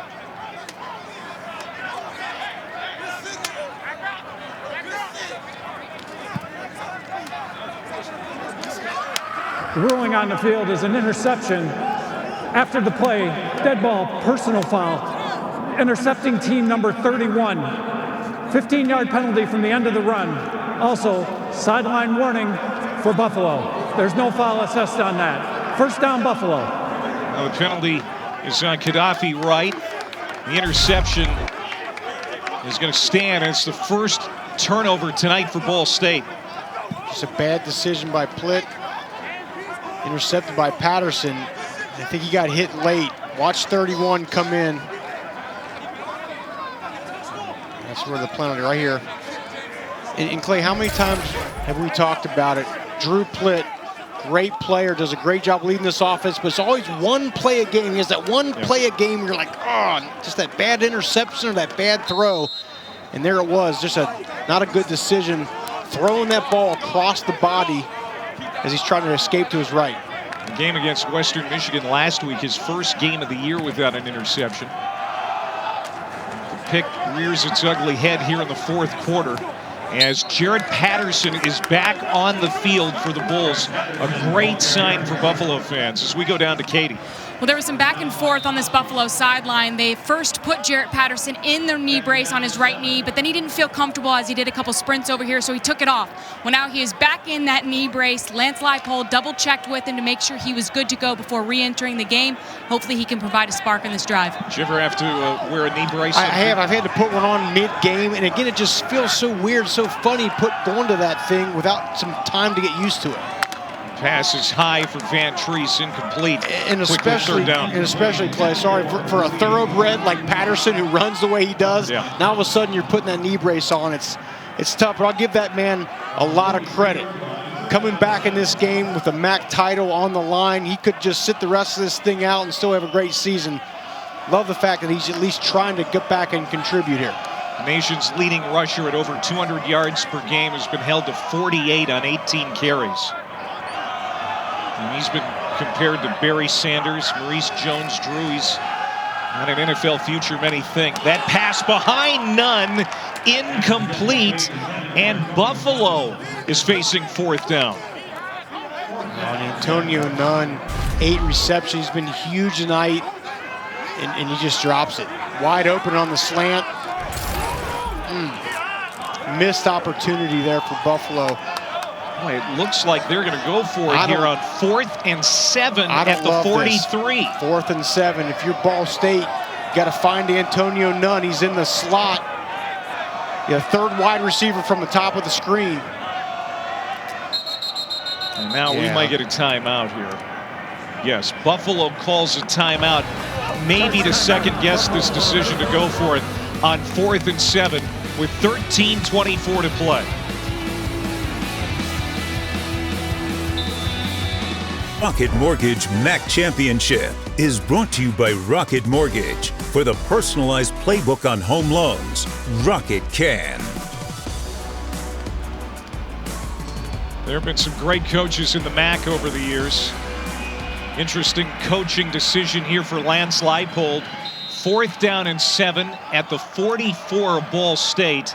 Down by 10. They're keeping the offense on the field. I don't love this. Your defense has forced 3 3-and-outs and an interception here. 4th and 7. I don't like this call.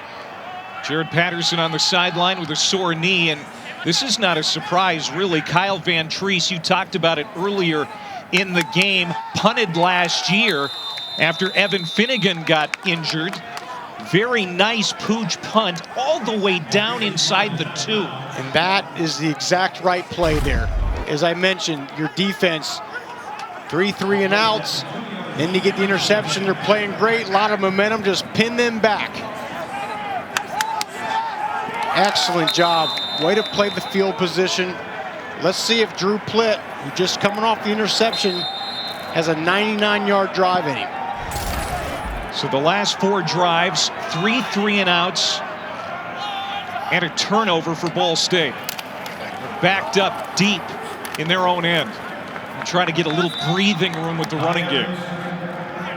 So now, for Ball State, we talked about this at the top of the broadcast, Rocky. Sustaining drives would be key for this team to pull off an upset tonight. They really need to sustain a drive here. They have to, because you want to keep Buffalo's offense on the sideline, the way Kevin Marks is running the ball and the way Van Treese has played tonight. Another run. This is Big Ty Evans. You know, when you need some breathing room away from that goal line, you go to the guy who's 6'2", 240. Built like a fullback. His dad, Tyrone, was a professional wrestler. Michael Tarver, you might remember that name if you're a WWE fan. Who is it, right? He's a tough one, too. And we got, remember, Johannes Tyler is back in the game. He's to the top of your screen. A lot of cushion up there. This is a big 3rd down. Evans. Good run, and he's got the 1st down all the way out to the 15. Exactly what the Cardinals needed. What a gutsy play call, Clay. Buffalo's defense, they think the pass is coming. Nope, you hand it off to your running back, your big running back, Ty Evans. Love that play call there.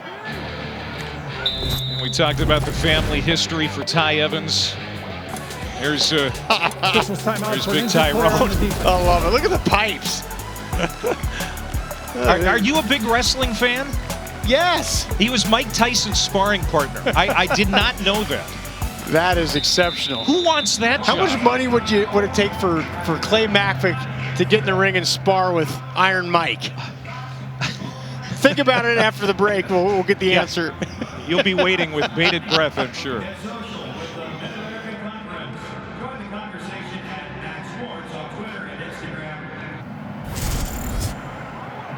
Welcome back to the Rocket Mortgage MAC Football Championship. Part of Dr. Pepper Championship Week, a 10-point lead, under 12 to go. Ball State trying to win its first MAC championship in 24 years. Mike New, a former player of the year in this league. He's won a MAC championship as a player. That was back in the 90s. Yeah. It's been a long time since the team from Muncie has won a championship in this league. And Buffalo came into this game heavy favorites, but they've been playing catch-up here in the second half. First 5-0 start since 1980. Lance Leipold's team was in this title game 2 years ago. Lost to Northern Illinois, even though they were favored in that one.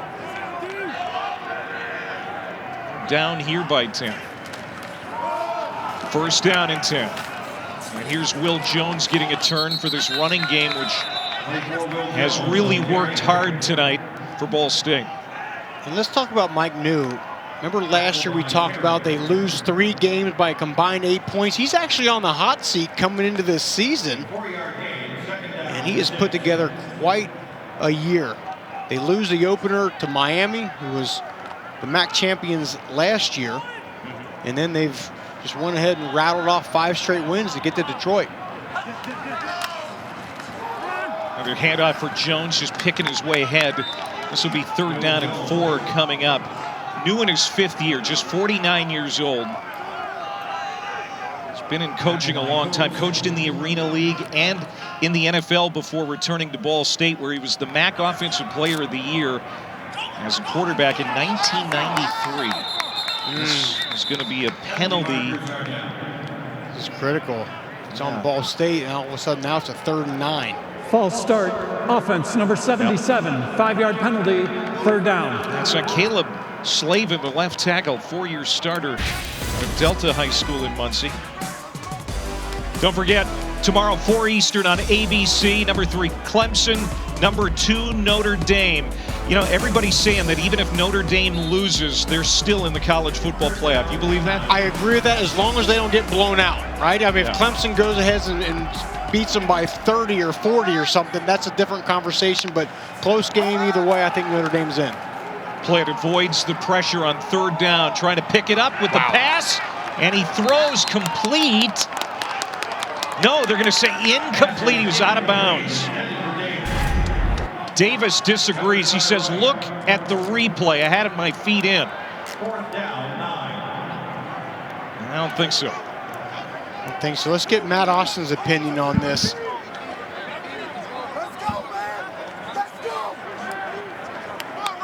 Originally, it looked like the inside foot was inbounds, but I can't tell if the other foot was out of bounds first.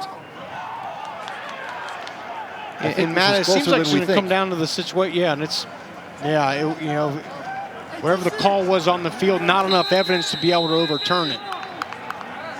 Yeah, it looks like they are going to delay a game. Offense, 5-yard penalty. Yeah, I do think the foot came down out of bounds before the other foot came down inbounds. Prior to the delay of game, timeout. Ball State there first. So Ball State calls a timeout, and I think that was the right call. We're going to step aside. 10:27 to go. Ball State trying to hang on here in Detroit. They're first. All right, back here at Ford Field, where they just looked at that last no catch. The call stood, but it was really close. I mean, let's bring Matt Austin in on here. Matt, what did you see? Looking at it again, I think this is a catch. He has stuck the ball. His left toe is dragging right there. Then he goes out of bounds. I would have overturned this to a catch, but the replay official, since the call on the field was incomplete, he didn't feel he had enough to overturn. And to me, that's what it was, Matt, is there indisputable video evidence. And I just feel like sometimes when we got to look at it in slow-mo and see it 2 or 3 times, it's just hard. I know they don't want the officials officiating the game from the booth. They want it happening on the field, and it could have gone either way, but to me, there wasn't the indisputable video evidence. So instead of a 1st down and a chance to sustain the drive and continue to eat up some clock, Ball State has to punt. And on top of that, they give Buffalo really good field position. And we have seen Jared Patterson make a return to this game. You expect that he's probably starting to feel better by the minute. Yeah, that's huge if they can get him back, but it's Marks in the game now. They're going to throw to Nunn. Antonio Nunn almost slipped a tackle at the 40-yard line. He's pulled down at the 39. First down. Yeah, great tight window throw by Van Treese. Made some heck of throws tonight. Just outside the linebacker, underneath the cornerback. Van Treese, 19 of 25 now, as you look at Nunn's numbers. Just an excellent night for the passing game for Buffalo, which came in the #1 rushing offense in the country. They've relied on the right arm of Van Treese. They do again here. That's a first down and more. Down to the 21, it is Antonio Nunn.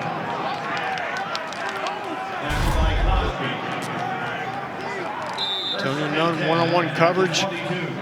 Just a good job. You're threatened by his speed. You can tell Ball State doesn't want to get beat deep. I get it, right? But then he just puts the foot in the ground. I think right now, Clay, this is an important opportunity for Buffalo's offensive line. They've been great so far this year.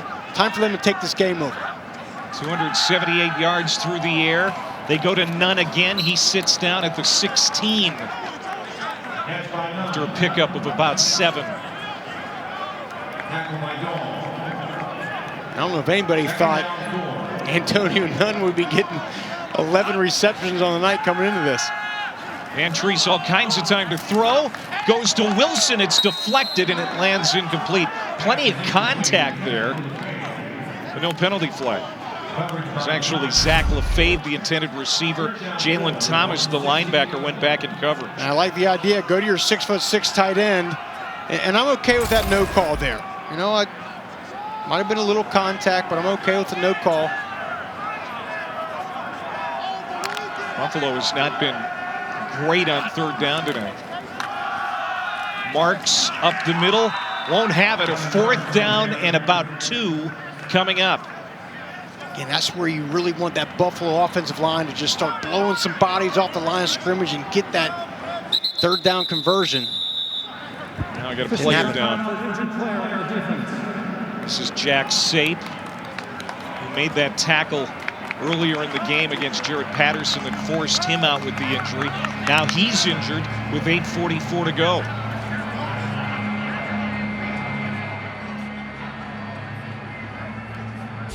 Good one here in the MAC title game in Detroit. 10-point game. It's been scoreless here in the fourth quarter. Big fourth down coming up for Buffalo. If you're looking for Lakers Suns, it's over on ESPN2.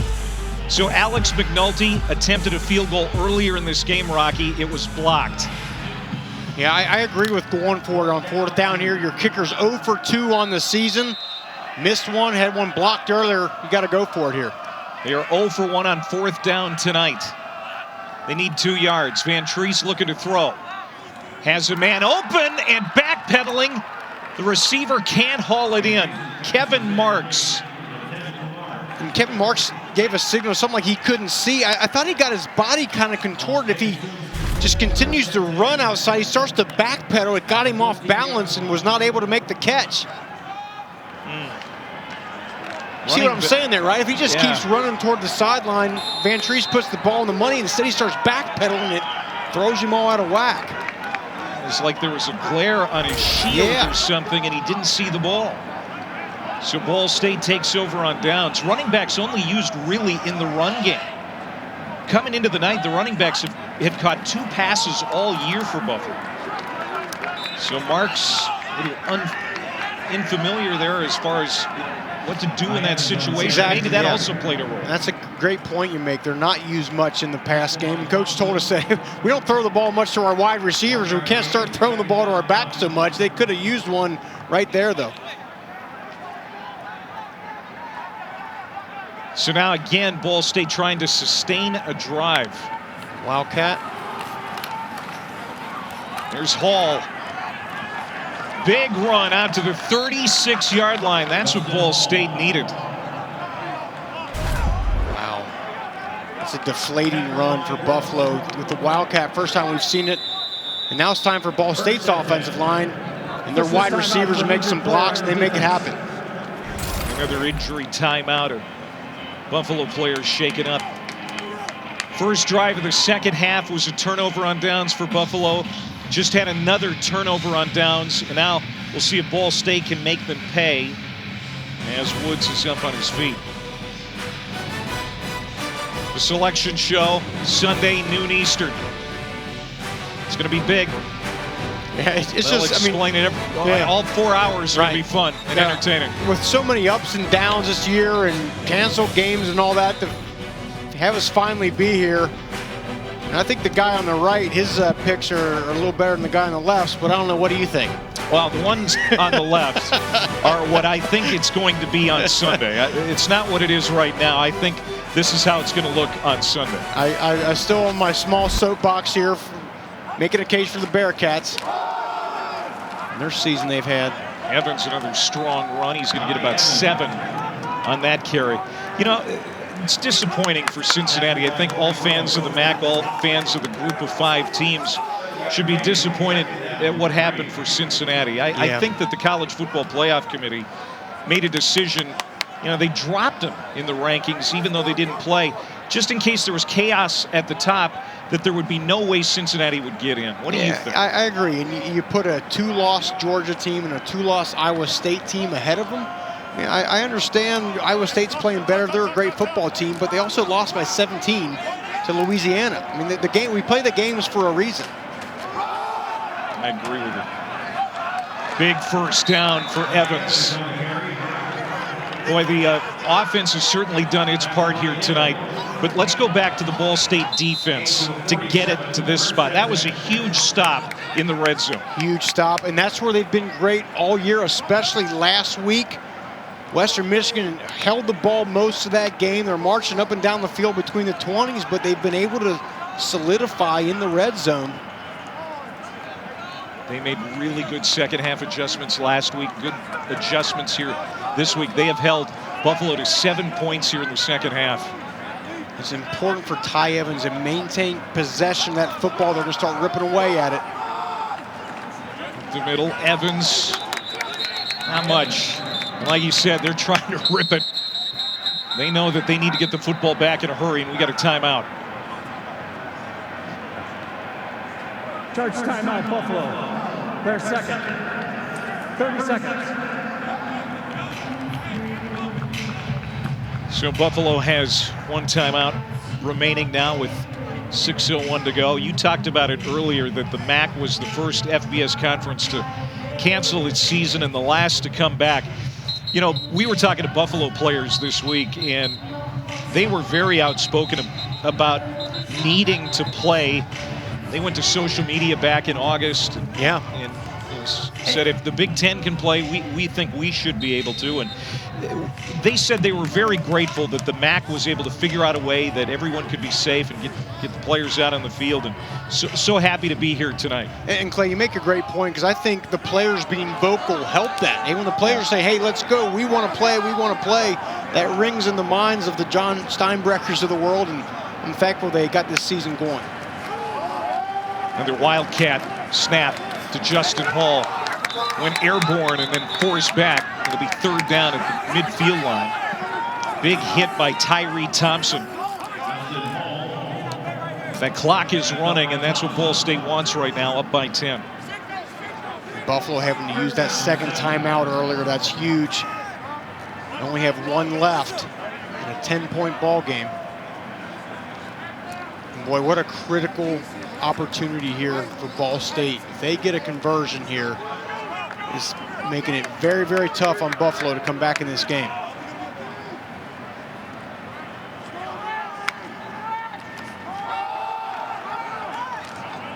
Now they're not going to get the first down. Jones is collared at about the 47-yard line. Charge timeout, Buffalo. And another timeout, the last timeout for Buffalo, and there's a lot of time left, 5:11, but now Buffalo's out of timeouts. And you wonder if on the Ball State sideline right now, Clay, does Mike New have the guts to go for it on 4th? I don't agree with it, but you wonder if he's thinking about it a little bit, because you know if they convert on 4th and 4, this game is about over. I still say you punt this ball away, but I know the conversation is being had. Or do you do what Buffalo did? Yeah, that's what I think. Try to pin him deep. I'm not saying you pooch punt, but I think flipping the field right now is a wise move, leading by 10. If it was 7, maybe a little different. Yeah, I agree, yeah. Especially the way your defense has played tonight. They've answered the bell.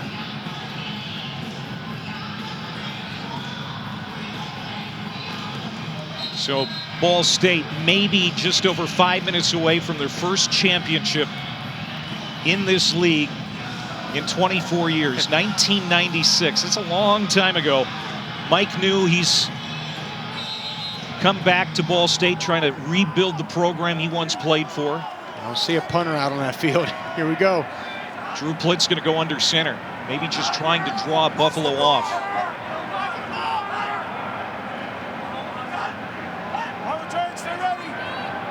That's the ploy. And now Mike New calls the timeout. Timeout, Buffalo, the second. 30 seconds. Ball State timeout. They've got one left. Here's the trophy. Last year went to Miami. Correction, charge timeout, Ball State. They're second. And I don't know why you call a timeout there. Don't you just take the delay a game, move it back 5 yards, and keep 2 timeouts when you may need that late in the game? I don't understand that. Especially if you trust your punter. There's Mike New. It's not that long ago he was the quarterback coach for Drew Brees. And Mike New has been everywhere, right? Arena League, college football, pro football. They're going to be going to a bowl game for the first time since 2013's Go Daddy Bowl. They've never won a bowl game. That'll be the next thing that Mike New wants to check off. Hey, they are going to pooch punt. And not a bad one for Drew Plitt. He puts Buffalo inside the 5. We knew that was in Van Treese's arsenal, but not necessarily Drew Plitt's. Maybe the play of the game. Ball State. He's done it with his arm tonight. Done a good job leading this offense. And boy, almost let it sneak in that end zone there. But and now, looking at the reaction here, a little swing, a little 9-iron. I don't know what that was, but it looked cool. He has played so well tonight.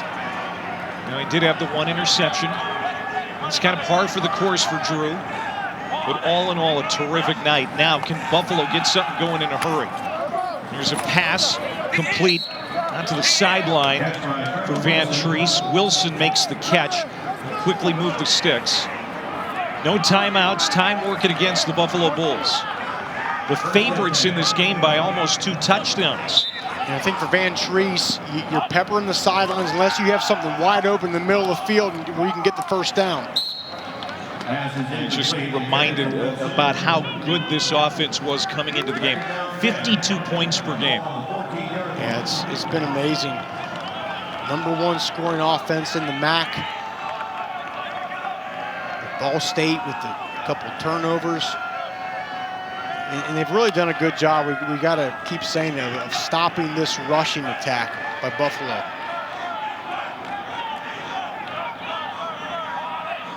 .447 to go.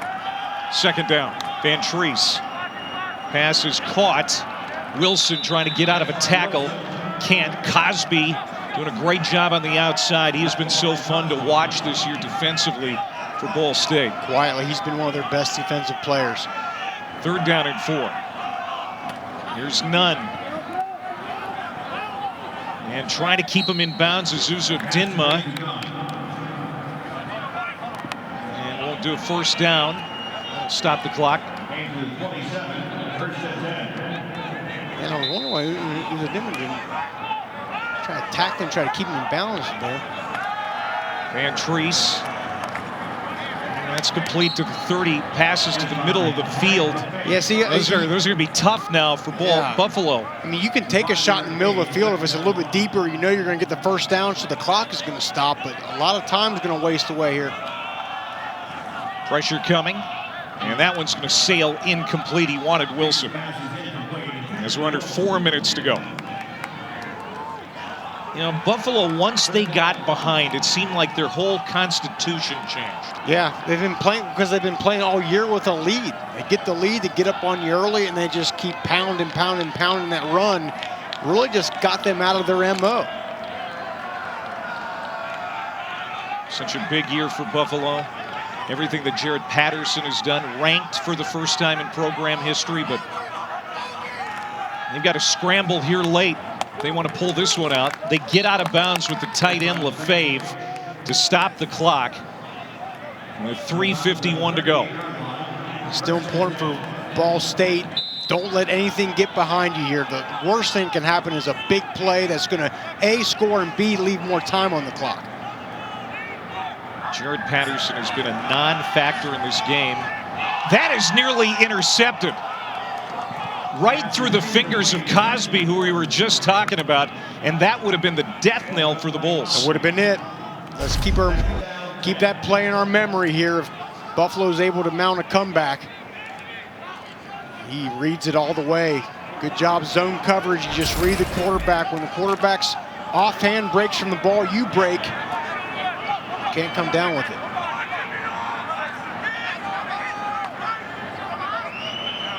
Lefebvre will come in motion.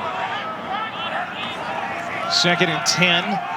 Inside handoff, and Ball State was ready for it. Marks had nowhere to go up the middle. And this Tyler Stockton defense continues to play well in crunch time. That tackle made by Jack Sape. Jack Sape's played a heck of a football game as well. Now 3rd and 11. And Treese to the outside, underthrown. Nunn made the catch, but he stayed short of the first down, and he didn't get out of bounds. Some more. This clock's going to click below 3 minutes. He definitely caught that ball. They'll try to pick it up on the ground, and they hit the ball carrier Marks behind the line of scrimmage. Jalen Thomas with the tackle of his season. Wow. And Ball State's going to take over on downs and a chance to run out the clock. Clay, a linebacker's judged on the plays you make behind the line of scrimmage, and he doesn't second guess himself. He sees the ball carrier and he goes and attacks it right now and drops Marks on the field and gets the ball back to their offense. Nobody in the conference has more tackles who's actively playing than Jalen Thomas, and that might be the biggest one he's had in his career. And right now, Buffalo, Kevin Marks stunned. Buffalo with no timeouts. And now it's all about running out the clock. Evans take it ahead. And one more first down, and that's going to be it. How about these Ball State Cardinals? Yeah, you just get the feeling that all year they've played, they said, this is our year, right? They believed in themselves, team of destiny, whatever you want to call it. And they come out tonight, a 14-point underdog, I think it was. And right now look poised to shock the college football world. They had a 2-10 season in 2017. Wow. It's not that long ago. A lot of these players, including Drew Plitt, were a part of that team. Now, just a couple of minutes away from a championship.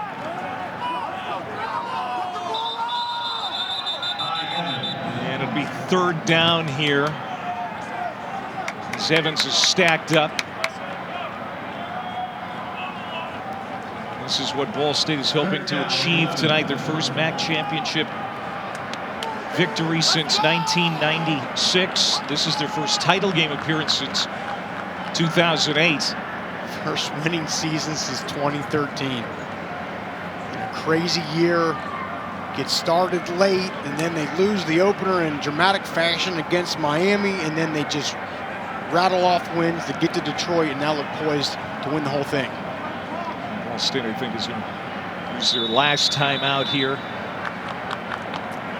30-second charge timeout, Ball State. Their third. A minute 21 to go. Buffalo out of timeouts. And Mike New, who came back to Ball State to coach his alma mater, is ready to bring the first MAC football championship game trophy back to Munson. A lot of missed opportunities tonight for Buffalo. And the game really turned on this play, the blocked field goal that Jimmy Daw got a piece of. Clay, I agree with you, because Buffalo's getting ready to lay the hammer down, and then they don't convert on 3rd down. Jimmy Daw again, and then that was a critical 4th down conversion that they missed. And then Jalen Thomas with another 4th down stop.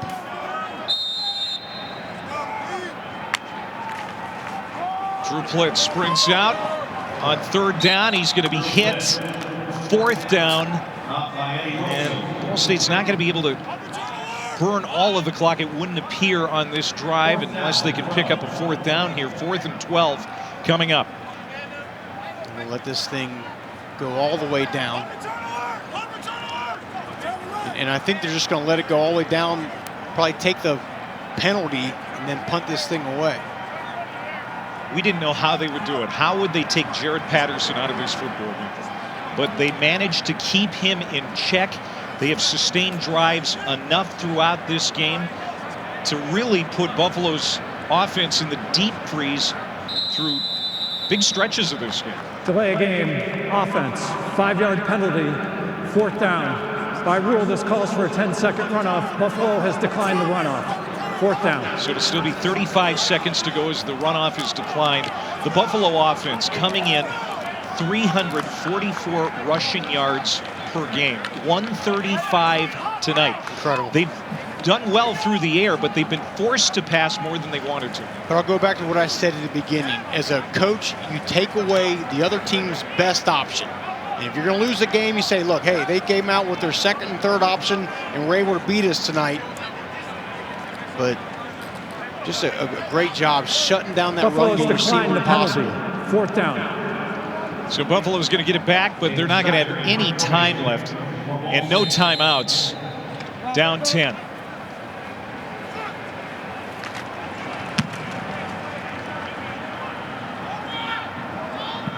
It's going to bounce into the end zone for a touchback, and that's not exactly what Nathan Snyder wanted to do. Well, we wanted that ball to bounce around a little bit, try to get inside the 10. So 27 seconds to go. Ball State poised to win a championship here in Detroit tonight. In the conversation on the Ball State sideline right now amongst that defense is nothing behind us. We can't let anything get over our heads.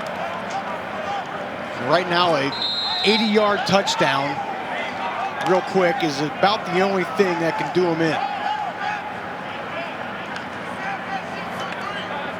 Deep safety here, playing 25 yards off the ball. Nothing over top. Van Treese. Incomplete. 23 seconds to go. Even without Caleb Huntley, when he went down with that injury, Rocky, it seemed like that was going to doom Ball State, but it didn't. Because remember, I mean, you go back to the beginning of the season, this was Caleb Huntley's offense, right? They were a run-first team, but as he went out, they were able to kind of morph a little bit. Drew Plitt took over and got the wide receivers involved. And then tonight, with Ty Evans and Will Jones, especially Ty Evans, in the run game have been huge. 18 carries, 94 yards for Evans tonight. He was the workhorse. Van Treese, standing tall, throws, and getting out of bounds is Ruiz to stop the clock with 15 seconds to go. Personal foul, roughing the passer, defense number 9. 15-yard penalty from the previous spot, automatic 1st down. So both of these teams will be going to bowl games. In fact, they're the only teams from the MAC who will be representing the league in bowl games. We won't know exactly which team is going where. Penalty will be added to the end of the play, 1st down. I was going to say, that's a critical penalty there, getting 15 extra yards added on. Still just 15 seconds, but... Yeah, that puts it at the 48, so a chance for Van Treese to get to the end zone, and there still would be some time on the clock, you'd think, to recover an onside kick. You could, maybe you get a big chunk yardage play, try to kick the field goal here too. That's an option. Van Treese over the middle, then got it to LaFave. LaFave staying in bounds, and he's tackled at the 27-yard line. That is not what he wanted to do. And I don't think they're going to get up to the line. Clock stops.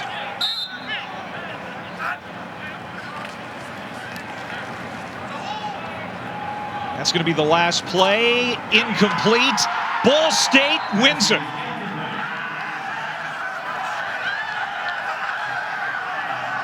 And they can come on the field, unlike last week when they were told to go back to their sideline. The 2020 MAC champions, the Cardinals of Ball State, their first league title in 24 years. The improbable MAC champions. Mike Newt led this team, a veteran bunch, and they just got better, Clay, as the season went on. Tyler Stockton, That defense tonight, incredible, and just you got to be ecstatic for Mike New. Hung in there and captures the MAC title for Ball State. 263 yards passing, 3 touchdowns for Drew Plitt. He also ran for 1. Mike New, in his 5th year, wins a title as the trophy goes back to Muncie. Coming up next, the Lakers and the Suns. For Katie George and Rocky Boyman, I'm Clay Matvick. So long from Detroit. Thanks for watching this special presentation of ESPN, home of the College Football Playoff semifinals on New Year's Day.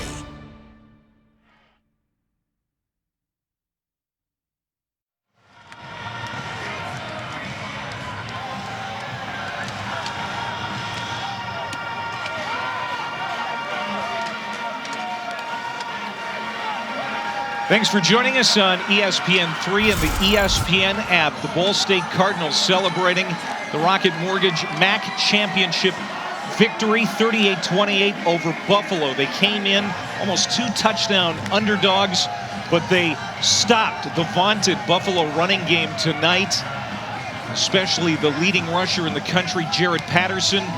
Drew Plitt with a terrific performance at quarterback, and Ball State champions of this league for the first time since 1996. And you mentioned Drew Plitt. I thought he was phenomenal tonight, leading this offense. Came in a very confident player. Johannes Tyler early on with a touchdown. And then just finding Tyler again. They were able to sprinkle in some runs, but Plitt made the key passes when the opportunity presented itself, and that was a huge factor tonight.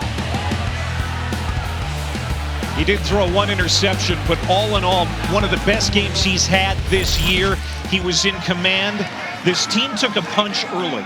Buffalo came out and scored on the opening series, but Ball State, even though they got swung at quite a bit by that Buffalo offense in the first half, they never really flinched. And you make a good point, because so many opponents of Buffalo this year, they've got behind early and they say, oh boy, here we go, and they just kind of get all the energy sucked out of them. The Ball State answered. After that opening drive, 5 plays, boom, into the house for the touchdown. But just kept coming back. They get the blocked field goal and then the interception return for a touchdown. Magnificent. 38-28 the final. Ball State wins it. Let's go down to Katie George, who's with the coach. Mike, it's been quite the 5-year journey for you at Ball State. In 2017, a lot of these guys finished 2-10. Now you have a MAC championship next to your names. How does this feel? I'm so proud of these kids, man, for staying the course, for just committing to hard work. There is no substitute for hard work. We had some ugly losses back in 2017, had a lot of scars, and these kids just fought their tail off, and it's fitting the way we won this football game in the second half by fighting, scratching, clawing. These kids deserve all the credit, and we're fired up to bring the first championship back in 24 years. You're emotional. Why? I love this place. I love Ball State University. I know a couple years back, we probably lost some supporters.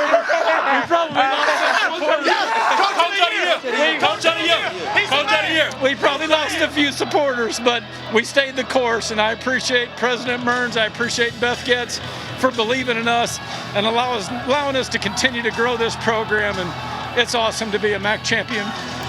Buffalo came into this game averaging 52 points. They had the best rushing offense in the country.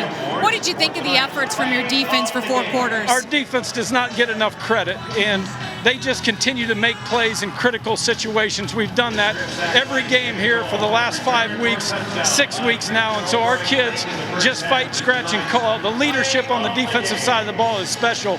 Talking about our Defensive Player of the Year in Brandon Martin, Bryce Cosby, Antonio Phillips, Christian Albright, so many of them, Jay Thomas. But those kids, we don't get enough credit from a defensive standpoint, and it's awesome to see what we were able to do to contain that offense, because it's very powerful, and our guys rose to the challenge. Well, congratulations. Enjoy the celebrations. Thank you very much. Boy, go Cards. Just raw emotion from Mike New. God, you just love that. And think about it. This was a season that almost didn't happen, right? They canceled the season early on, the first conference to do so. But you tell me after watching it, was it all worth it? I say yes. Look at the emotion of Mike New out there. Look at these players on the field reacting the way they are. They're so thankful that this season was able to be played, and you cannot be happier for Ball State right now. The 2020 MAC champions, almost a quarter century since the last one in Muncie. And this is the first time that they've won this championship game. In 1997 was the first time that they started playing a conference title game. They went to divisions and played a championship game, but that was the year after Ball State's last title. So this is special too, the chance to play for a championship in Detroit. That was the goal. Detroit or bust. They got it done here tonight, and it's a disappointing ending to an otherwise amazing season for Buffalo. They did some historic things, especially Jared Patterson, but tonight the run game just wasn't there. Run game was shut down, and then that seemed to be the detriment, and all the credit goes to Ball State. It's time now for the trophy presentation here at Ford Field. We go to our public address announcer, Jeff Shreve. Now we begin our awards presentation. Presenting tonight's awards, our Mid-American Conference Commissioner, Dr. John Steinbrecher, accompanied by Casey Herbis, Chief Marketing Officer from Rocket Mortgage, title sponsor of the MAC Football Championship.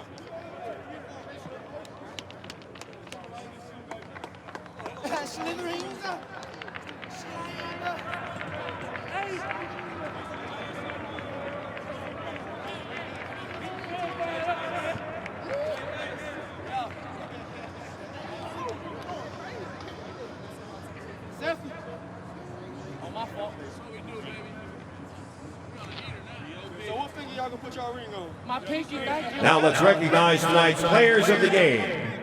First, announcing our offensive player of the game, Drew Plitt from Ball State. Congratulations on being tonight's offensive player of the game. Next, congratulations to Jimmy Dahl from Ball State on being named the defensive player of the game. And now for tonight's special teams player of the game, Nathan Snyder from Ball State. Congratulations to each of the 2020 Rocket Mortgage MAC Football Championship players of the game.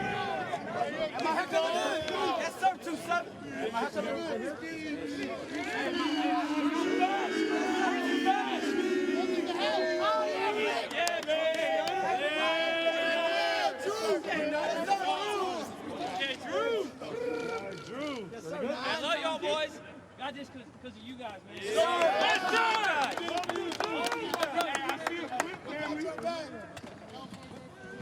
Nice. Snyder. Big Snyder.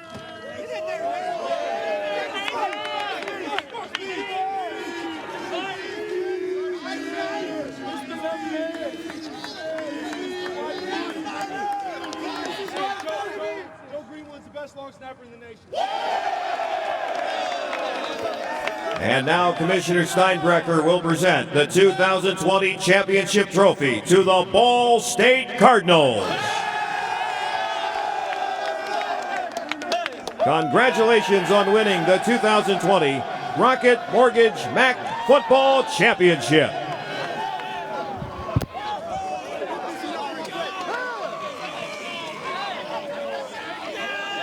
First championship since 1996. And it is the 6th overall at Ball State, and it was a hard-fought win here tonight.